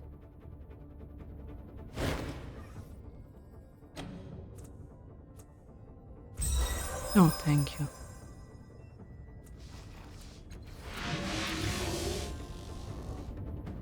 On it. Need one more.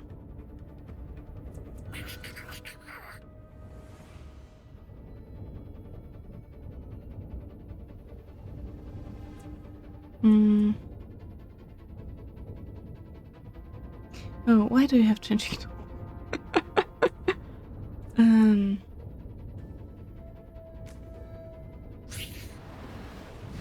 Nothing can stop me now. He's still invisible. Great. Maybe that will allow Eritis to stay alive.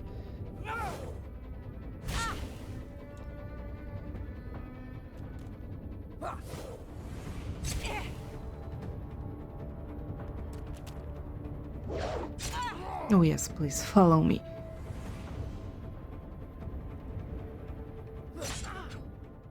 Could someone stab some healing into me? Ah, stop with that. Something new is wrong with me. A lesser hero would be dead by now. I can imagine.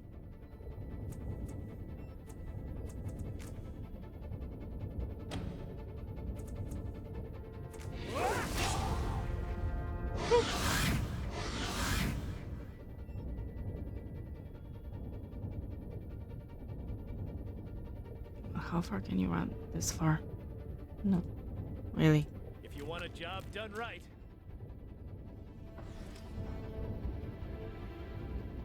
Break my things? Boom! Wasn't What did that boy invisible ever do to anymore. you? Hidden. I'm barely hurting it.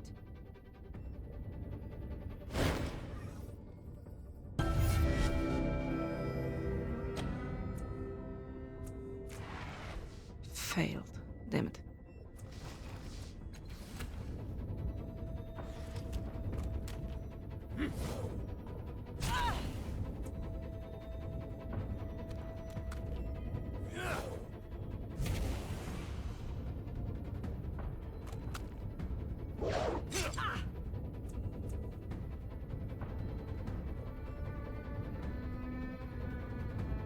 Oh, thank you. I don't feel happy or good.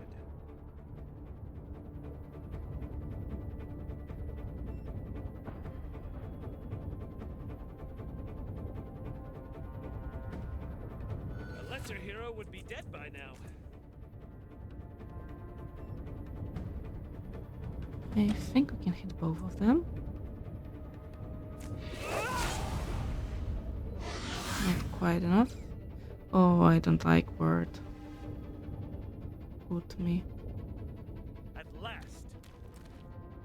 Don't get me wrong, the Ritus is dead, pretty much. I can breathe again.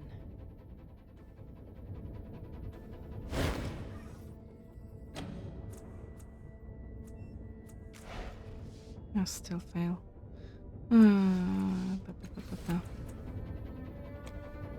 Heal intellect so we can do it next turn.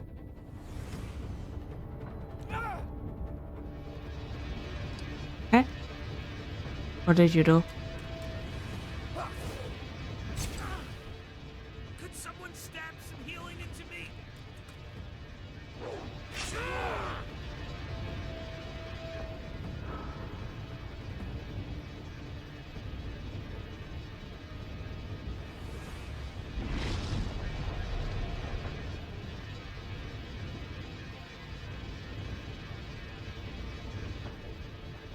I am in... What? I won't have my Barely hurting turn? it. Exactly. Okay, so for one turn. Let's say I was charmed. Luckily my armor was not.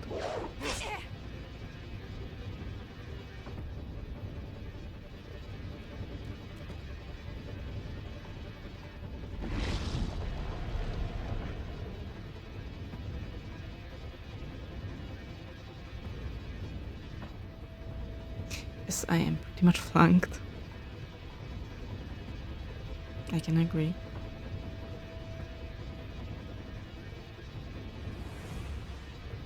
They have me surrounded. I noticed.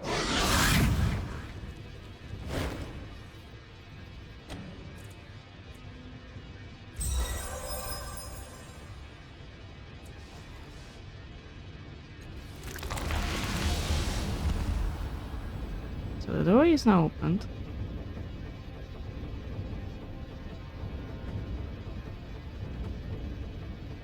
Now I just must stay alive Let's to go. get out of here. We will see how that goes.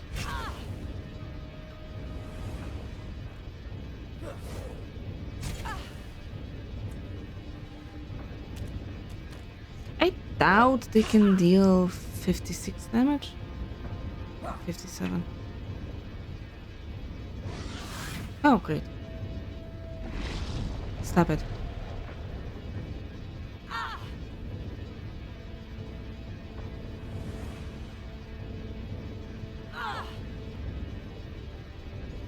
They have me surrounded.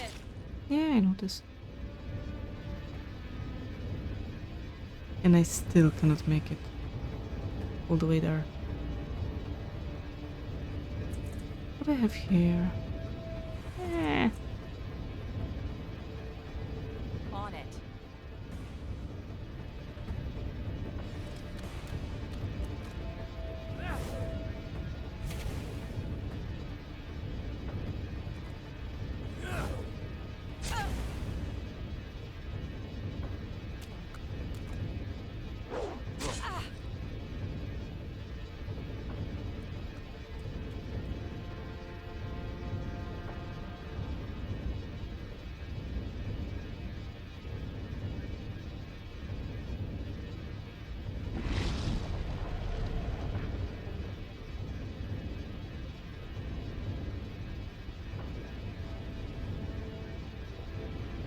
Can I go?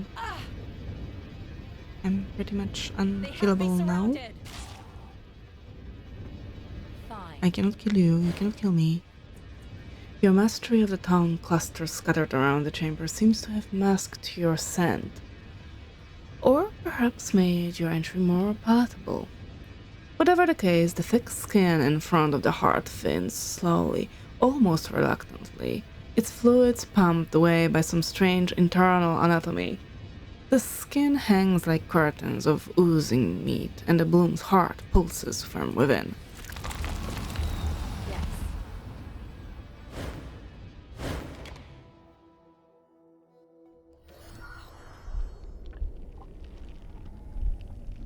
I suck at fighting, but I am also unkillable. Ahead, you see a mass of bloom tongues, bigger than any you have encountered thus far. They wave gently, as if beckoning you forward. Your companions hesitate, looking to you. What's wrong? As soon as you ask the question, you already know the answer from the part of in your head. It is afraid. Erythis. Thinking? Nothing. But this is the greatest adventure you have ever invented, isn't it? Stay here. I'm going in.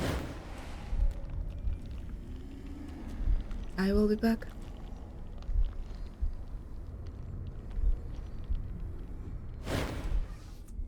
Before you looms a twisted mass of tubes, arteries, roots, and tongues, heaving and pulsing in the murky light.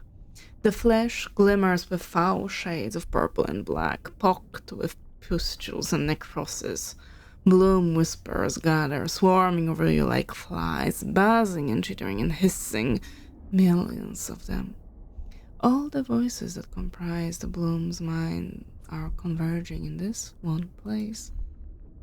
As you step closer, Bloom tongues surround you, drawing you into a wet, nauseating embrace.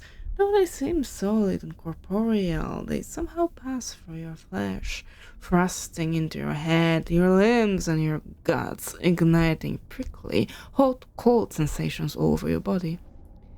A multitude of Bloom voices hiss and babble with rage. You cannot understand their words, but their meaning is clear. You don't belong here. The voices invade your mind, sweeping aside your thoughts, establishing themselves within.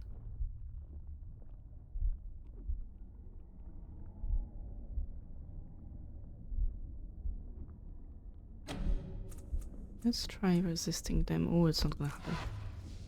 That's what I thought. You try to form a stable thought, to anchor yourself against the storm of Bloom voices that fills your head, but you cannot. Your inner voice is drowned out by theirs. You cannot even scream. What do you want? You form the question with your inner voice. What do you want? The voices buzz and hiss, and you see brief flashes of a memory. A skinless woman holding a mask, the woman's face shifting like wind-blown sand. But you've never seen this memory before, and it's impossible to recall. Let it take what it wants. The Bloom dives deep into your buried memories, tearing them apart, examining them, taking the measure of your mind. You've never been able to plumb the depths of your Cyrus memory before, and you realize that he has stored so much of his life here, carefully ordered like a vast library. As the Bloom sifts through the recollections, it devours what it likes. You witness moments in the changing girls' lives as they flare into your consciousness for a few moments, only to be chewed up by the Bloom voices and consumed, lost forever. You see countless laboratories, tangles of wires, and an endless parade of faces, friends, lovers, enemies, nearly all of them riven from you by time's cruel march. You see the faces of bodies in glassy sarcophagi and recognize them as the faces of cast-offs. You see gouts of energy rise from the ocean's depths and remember vociferous argument with machine intelligence, a fight that led to a frenzied escape as death traps closed all around you. You remember... No, it's already gone.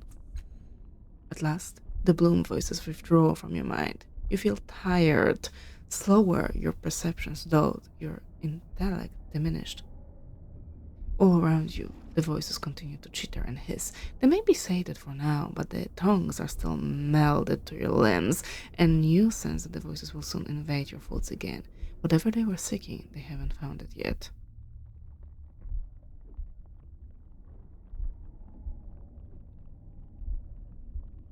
Show no aggression. You quiet your thoughts and wait. For some time, the bloom voices chitter amongst themselves, beyond the bounds of your consciousness. Then, quite abruptly, the whispers turn to hisses and shrieks and gain a swarm into your mind. The bloom voices burrow deep into your hidden memories. This time, they seem to understand the pattern, the secret arrangement of your sire's recollections. Moments from the changing gods past flash across your mind's eye, too quickly to comprehend. Finally, a memory surfaces, and the voices go quiet. This is what they've been seeking. You stand with a woman upon a circle of gold, the sky clear and blue above you. Miel Avest. The woman is well known to you, the same woman who helped you choose this spot years before, the same woman who built this enclave with you together. Her face has changed, ravaged by time. The flesh is rotting away, exposing the glistening muscles beneath. She turns away from you, as if to hide her ugliness.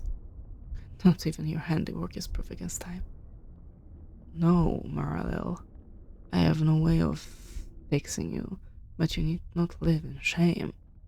You present her with a mask, its expression enigmatic, decorated with intricate patterns of gold. A pretty thing. I can just as well wrap my face in bandages to cover my head with a sack. Put it on. Your voice is insistent. There is something more to the mask. She hears it in your voice, and she raises your gift to her face. As she does, the memory ends, cut off abruptly by a chorus of shrieks from the bloom. They chitter at you, their purposes enigmatic as Maralel's mask. Show me the rest. The bloom voices chitter and click, sounding close, gathered around you like a pack of beasts. You sense hunger from them. If you want to see the rest of the memory, you have to feed them other memories, recollections that bear something in common with the one you just witnessed.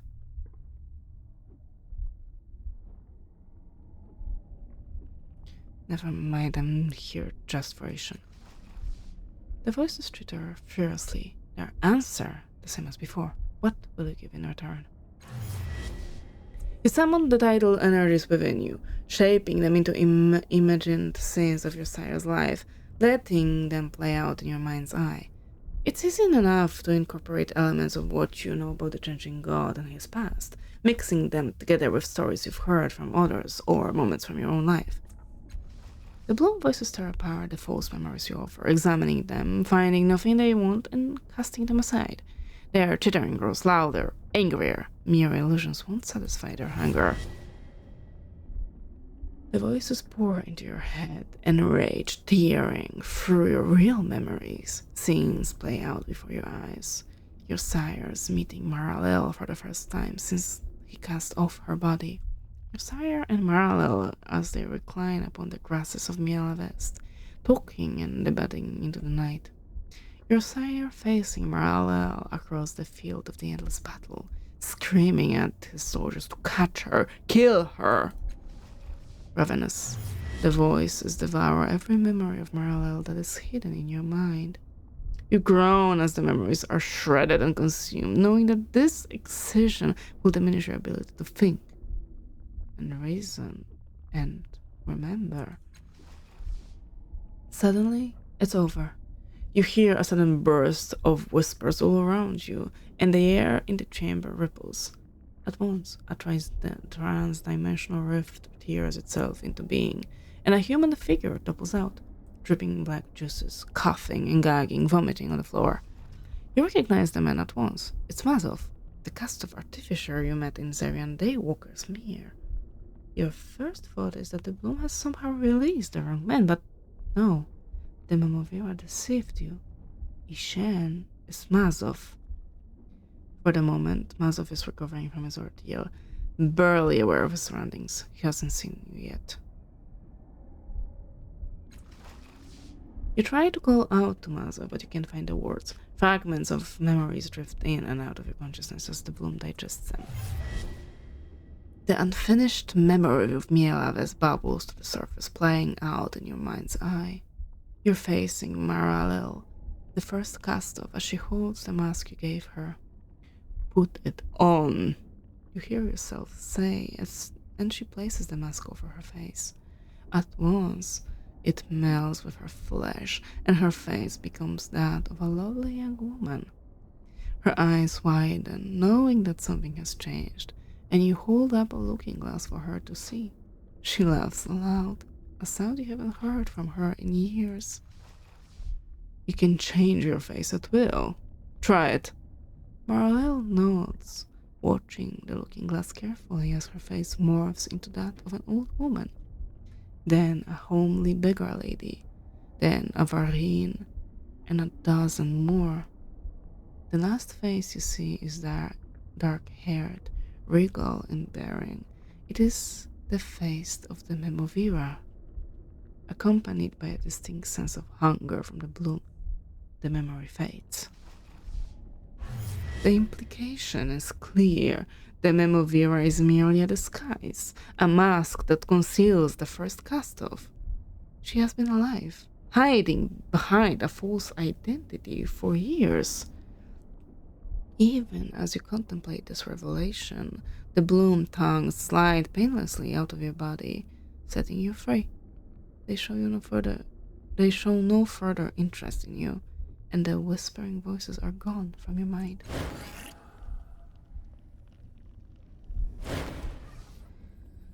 Mazov rises, clutching himself, and he abruptly vomits a clot of black fluid onto the glistening flesh beneath his feet. Small red wounds mar the flesh between the wires, crisscrossing his skin. Gods! Gods! Oh, he looks at you. His mechanical eyes sockets spin wheels within wheels, focusing on your face. You're the cast that was riding Zarian Daywalker. What the hell are you doing down here? I thought I was rescuing someone named Ishan, but here you are instead? Yeah, that's me. It's a nickname. Short for Ishanizar, because I look like one. Whatever it is. But no one calls me that except... The first sent you, didn't she? Oh, not surprised. She won't be getting the resonance chamber working on her own. It's all too easy to destroy the damn thing if you don't know what you're doing. Something about the words said in his voice stirs a memory in you. Resonance chamber. Resonance chamber. The sensation builds. He winces, teeth clenched. Oh God! The bloom is a turbo host. Stuck its damn tongues into my guts, force feeding me, filled my legs with bile. Oh, not sure what you did to get me out, but thank you. Well, how do we get out of here? She's waiting, and you know how she is. Wait, how did you end up a prisoner to begin with? The bloom took me. Not a surprise, it's not happy with the first, but you probably already know that. So it took me. Because it knows I'm important to her. Well, anyway, I should get back to the first. She's going to be... Well, you know. I don't know, actually. I thought I was working for the Memovira. Look, don't tell her I said anything. I don't need anyone shouting at me right now, let alone her. This is the worst headache I've ever had. But a headache is uncoiling through your head now as well. Alarm spreads over Mazov's face, and he reaches out to catch you as you topple forward. You're underwater. The fading pulse of a sonar alarm ripples through the water, then it's gone. An invisible pressure crushes your body, squeezing your head. A gaper with a cast of statue rises from the dark to confront you. I should have known. You need something of ours to finish your residence chamber, don't you, father? He regards you with a scorn. You haven't learned anything. You would sacrifice all of us for a chance at survival. You and the first. Pride blinds you both. You're wrong, Tom. Yet his words frighten you. Is he saying Maralel's alive with her own plan to stop the sorrow? She must be stopped. Any plan of hers would be dangerous. I've built the resonance chamber to save us all. It has the power to weaken the sorrow. I can kill the creature. A half-truth. The chamber certainly has the power, but who knows if it would be enough to kill. Will you apologize to me then, selfish child? Will you beg my forgiveness? I'll remember that. You lie. You always have. Although your motives differ, Marla's plan and yours will result in the same end. The destruction of every last Castov. I will not allow this to happen. He makes a complicated gesture with his fingers, and the pressure on your head increases. Tom's voice grows muffled and fades as your mind, your sire's consciousness, flees his imprisoned body, abandoning it to the keeper in favor of a new host. You return to consciousness, the headache fading. Your mouth tastes of seawater or blood. Light and wet heat bathes the side of your face as the bloom opens a trans-dimensional portal. You can't be sure where it leads, but it's certainly your only way out. Someone, Mazov, is bracing you, holding up. You alright? Mazov? What is the first plan with the chamber? To sever the...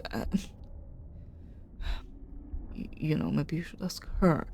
I don't know enough about what's going on here. Just know that it will free us from the sorrow without sucking us all into someone else's mind.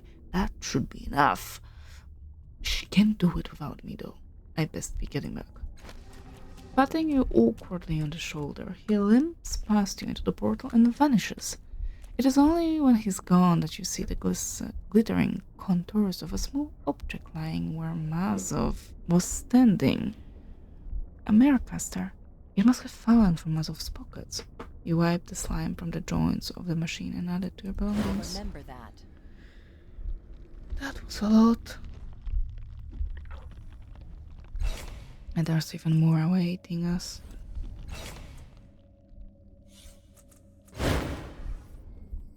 This Maricaster is hot to the touch. You feel the click and whirl of countless mechanisms moving beneath your hands. The urge to explore the mirror within it is palpable as first. Yeah, sure.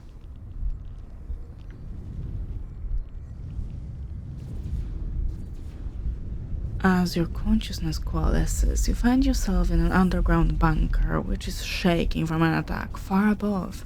You stand mid-salute in front of Kastov encased in articulated metal carapace. He's so skeletal you doubt he could move without it. You remember his name is Slovak, Page Riken's second in command in the endless battle. 3 advisors sit behind him. Lovak shakes his synth-encased head and addresses you. Don't worry about the message. Very kill. It's been Commander Mood. We've just lucky Commander Riken made it out of Mila Vest alive. She missed the destruction of the sanctuary by moments. A thunderous explosion rocks the bunker, sending everyone staggering. As you can see, we have troubles of our own. Drenching Gold's latest ploy has paralyzed the reconcilier of truth. Of course, Kevin's rejoinder remains functioning, which means we cannot reverse their successes while they can reverse ours. He leads you to a strategy table showing a 3-dimensional projection of a battlefield across parallel realities. He swipes through several images. All of them show your army on the verge of defeat. We are in more danger now of losing this war than since the first died. I'm afraid I must send you out again, Barrichello. We must save the Reconcilier.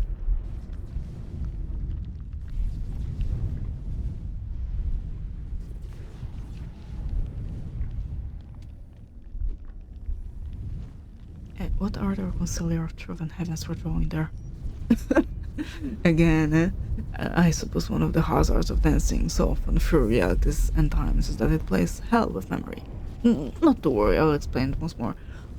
Centuries ago, when the first still lived, she found the reconcilier, a machine of the ancients which allowed the user to look at multiple versions of a recent event and lock reality into the one they liked best, making it the only reality. With it, she began choosing realities in which we had won more battles than we had lost, and quickly drove the changing god to the brink of defeat. Well, until that is, he acquired his own machine. Heaven's Rejoinder, which can undo reconcilier's realities and make its own. Since then, our war has become one of the feint and counterfeint of competing and collapsing realities, where no battle is ever entirely won or completely lost, and where both sides look always for a final advantage. And it seems as if the Chalcedon, the changing god's general, may have found his advantage at last. With the reconcilier sabotaged, and Heaven's Rejoinder well defended, we may never turn the tide. How did the massacre happen? I don't know. Maybe Zor finally grew strong enough to smash through. Maybe there was a traitor. I have heard nothing. I'm ready to serve. Excellent. Friends, what are your suggestions? How do we undo what has been done to the reconcilier? Without using the reconcilier. A scarred female cast-off in red armor speaks up. I recommend an all-out assault on the position of Heaven's Rejoinder.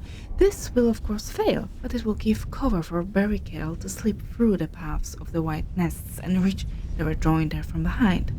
There, she can reset it, then destroy it. Then we will be the only side who can change history. A male mutant, exquisitely beautiful except for the second mouth in his throat, speaks in melodious harmony.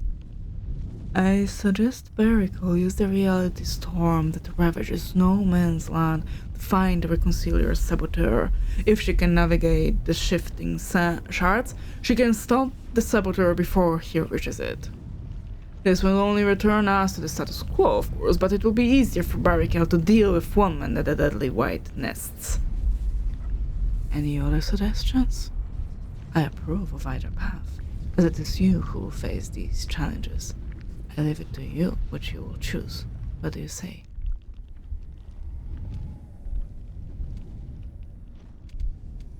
Tell me more about those white nests. The white nests are the catacombs where the Chalcedon breeds his Strarian war moths. A horrible place. I don't know what the tunnels were originally used for, but now they are a tangled mess of webs and larvae. It's filled with traps, since the enemy knows the tunnels are a vulnerable approach. But the real danger is the moths themselves. Horrible creatures whose phosphorescent glow withers the flesh and maddens the mind. Once they sense your presence, they will not rest until you are dead. It won't be an easy approach by any means. Tell me about their storm. We and the changing god have used the reconcilier of truth and Heaven's Rejoinder so often and at such cross purposes that there are places in the no man's land between our front lines where no single reality holds sway. Fractured ripples of possibility drift across the field like squalls of rain, changing all in their path and offering entry into other times and versions of the present.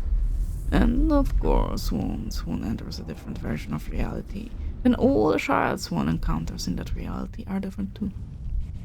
It's the less deadly route, but it's still possible to be lost forever in such a maze. I will make my way through the white nests while the army assaults Heaven's Rejoinder. Any objections to Barricale's choice? If she is brave enough to face the moths, then we are brave enough to commit our troops. And with luck, When she has successfully reset the rejoin there, the battle will not have happened at all, and our troops will be safe. Very well. Then make your preparations. When you are ready, we will begin. 2 days and 2 long marches later, you and Lovak's army are 50 kilometers inside the Changing Gods territory. While the army continues one direction, Lovak takes your arm and points you toward a ravine. Your path lies here.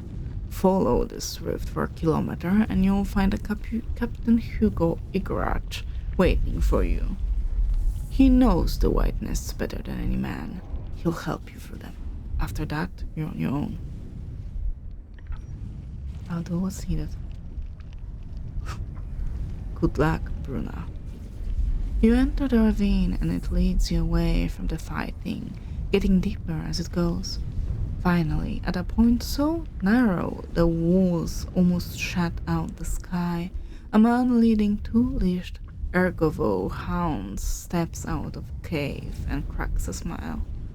The skinny, small man has dark brown eyes that look friendly.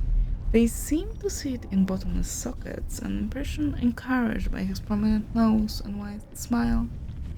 All this is surrounded by long, thick, straight, black hair in which some gray shimmers. You can feel his width in the air around him, as if radiated by every cell in his body. Hello, sunshine. You must be Berikel. I'm Hugo Igrach. The nests are just through here. But before we go in, let me tell you what we're up against. He unrolls a hand-drawn map. The tunnels are mined at every intersection, sometimes with detonation ciphers, sometimes plain old explosives. My dogs here can eat energy blasts, but they'll die on regular mines like we will.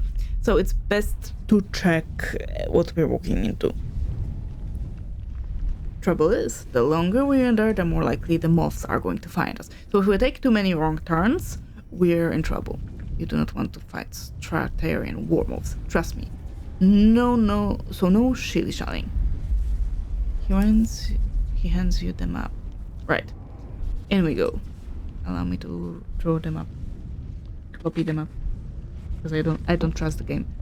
This is the entrance. Here's one. There's some bells. Looks like there are moths. There are 6 thingies here.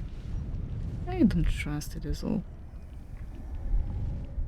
Also, I really like this map. Looks like something I would draw. This connects to this.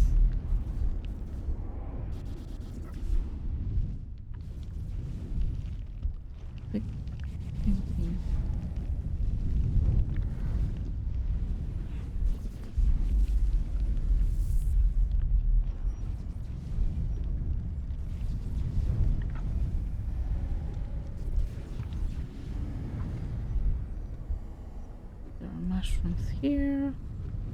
There are more mobs here. This connects to this, this connects to this. This connects to this, there's a hut.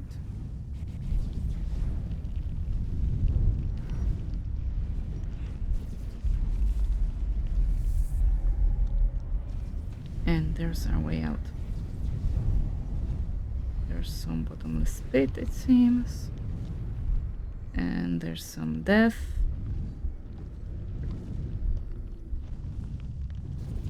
This connects to this. And it also connects to this. Okay.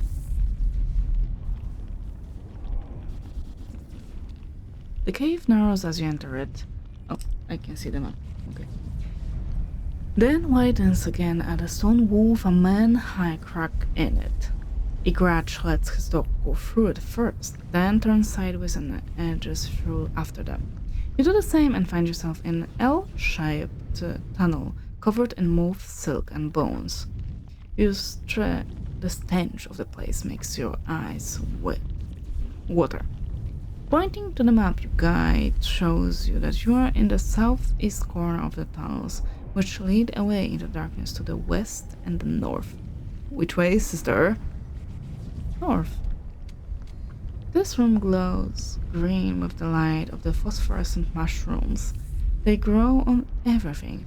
The floor, the rocks that have tumbled from the ceiling, and the bodies of the soldiers that lie pressed up against the walls, as if thrown there. They also grow in the open archways that lead from the room, north, west, and south. Somewhere hidden among the mushrooms is a trap, but you can't tell what kind without testing. Your testing reveals that the room contains an explosive mine. Try defusing it.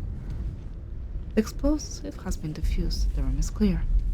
Go west. This room is a towering, echoey space with vaulted ceilings almost lost in the darkness above you. Grave markers rise like game pieces on a checkered floor. All are webbed in moth silk. There are exits on all four walls. North, west, east, and south. You know there's a trap hidden among the graves. Oh yeah. Explosive mine, defuse. Okay, that is weird. I am intrigued by those two rooms. Go west. This is nothing but an empty four-way intersection going north, west, east, and south, but you can sense a trap. Energy detonation.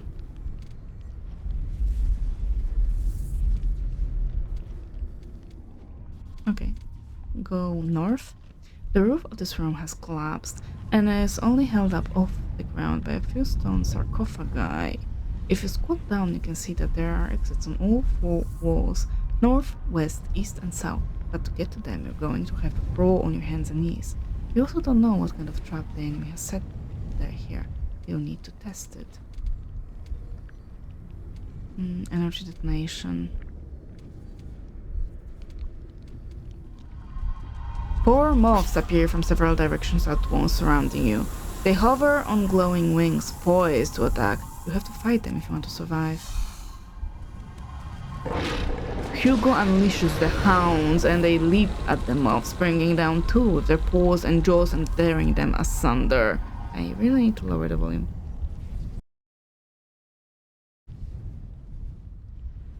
The poor hounds do not survive the encounter. The light from the moth's wings withers their flesh, turning them into flaking husks before your eyes. There are 2 moths left, but they are undying easily.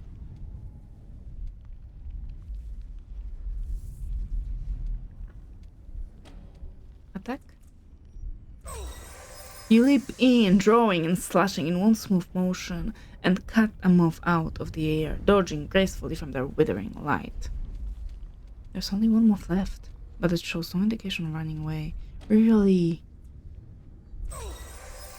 With a final effort, you cut down the last moth and stand victorious among their battered bodies. Go north. Except for the muted light coming from the exits to the west, east, and south, this room is utterly and unnaturally dark, but it is full of whispers. A constant, sibilant hiss of them. You hear your name spoken, at least you think you do. Then the voice of an old friend, long dead, pleading for release from pain. Then mutterings of treachery. Somewhere in the darkness, the enemy has set a trap, but you won't know what type of it.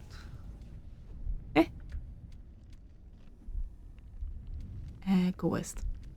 A seemingly empty room with exits to east and south, and a staircase on the north wall leading up to the glorious light of day. You have found the exit, but don't be too hasty. This one could be trapped too.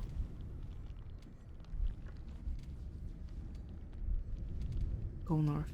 You stumble from the tunnels and into a quiet, oppressively hot canyon. The sky above you is filled with lowering clouds, and in the distance you can hear the sound of furious battle. You've made it. You are behind enemy lines and in the place where the Chalcedon hides heaven's rejoinder. Unfortunately, it's not here. You look around desperately. This is the most definitely the place. You have seen it many times on ordnance maps, but the massive toad-like machine that is meant to be crouching in the center of the canyon is not where it is meant to be. There's not even any sign it has ever been here. No imprint, no broken ground. Nothing. Nor are the men and constructs that are meant to guard it here. There's no one and nothing. You climb the canyon wall and search the landscape, looking into other canyons and ravines, but heavens rejoinder is nowhere to be found. Either it vanished without a trace, or it was never here to begin with. This search is no more fruitful than the last. You even go back into the white nests, thinking you might have come out the wrong way exit, but this is the only one. Heavens rejoinder should be here, but it's not. Still nothing. You retrace your steps through the white nests and return to Lovak's bunker. He greets you with open arms and a smile. Success, my friend. Whatever you did, our reconcilier is operational once again, and we have recovered our recent losses. I have told Pash Recken of your heroism, and she wants to thank you personally. Go to her now. She is in the Bloom, meeting with the Memovira. I believe she has more work for you there. Thank you, sir. I'll head to the Bloom now. Thank you. My regards, the commander. So, I didn't want to tell him that we didn't find anything, since what we do might affect the past. So if I told him that I didn't find it, it might have become a truth. With a bow, you leave the bunker and make your way to the Shai Drake Roost. There you mount the drake the grooms have saddled for you and fly towards Sagus Cliffs. When you reach it, you bang down into its shadow and the land near the living, glistening mountains of flesh that is the Bloom. The guards at the nearest orifice tell you the way to the Memovira's fortress, and after entering and traveling through the Bloom's viscera ventuses, you reach her gates. Her guards admit you without a word, and you are ushered into an antechamber and told to wait. From behind the door you hear the voice of Page Recken, raised in frustration. If the sword is strong enough to enter Miela West, then it's our primary enemy. We must either finish the changing god quickly or unite with him to destroy it.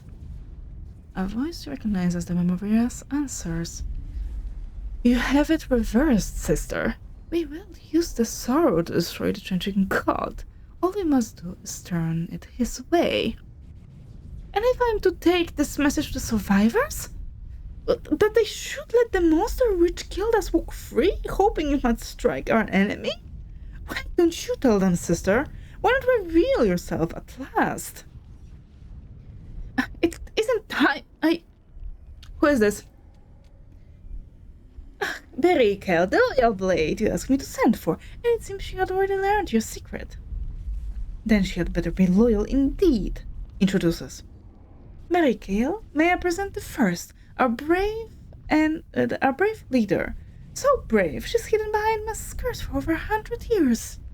Enough, Pash. I asked Commander Recken to bring me her best, for in the coming days I will have need of an agent who will act without flinching, no matter what the order. Is that you, Berikel Bruna? Are you ready to do anything to stop the changing god?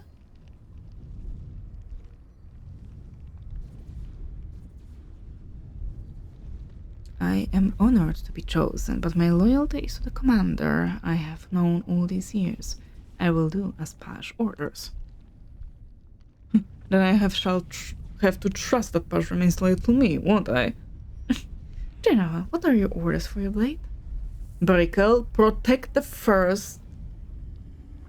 Berikel, protect the first and follow her orders in all things. As of now, she is your commander, not I. As the first welcomes you, a force like a fist starts to wrench you back to your own body. The last thing you hear is your new commander saying, "The last child is coming, Berikel. We must be prepared."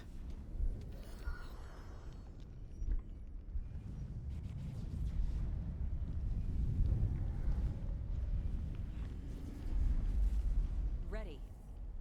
Okay.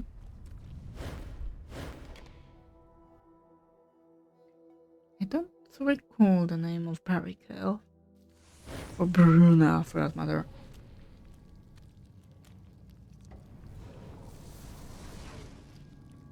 And I need to go to sleep.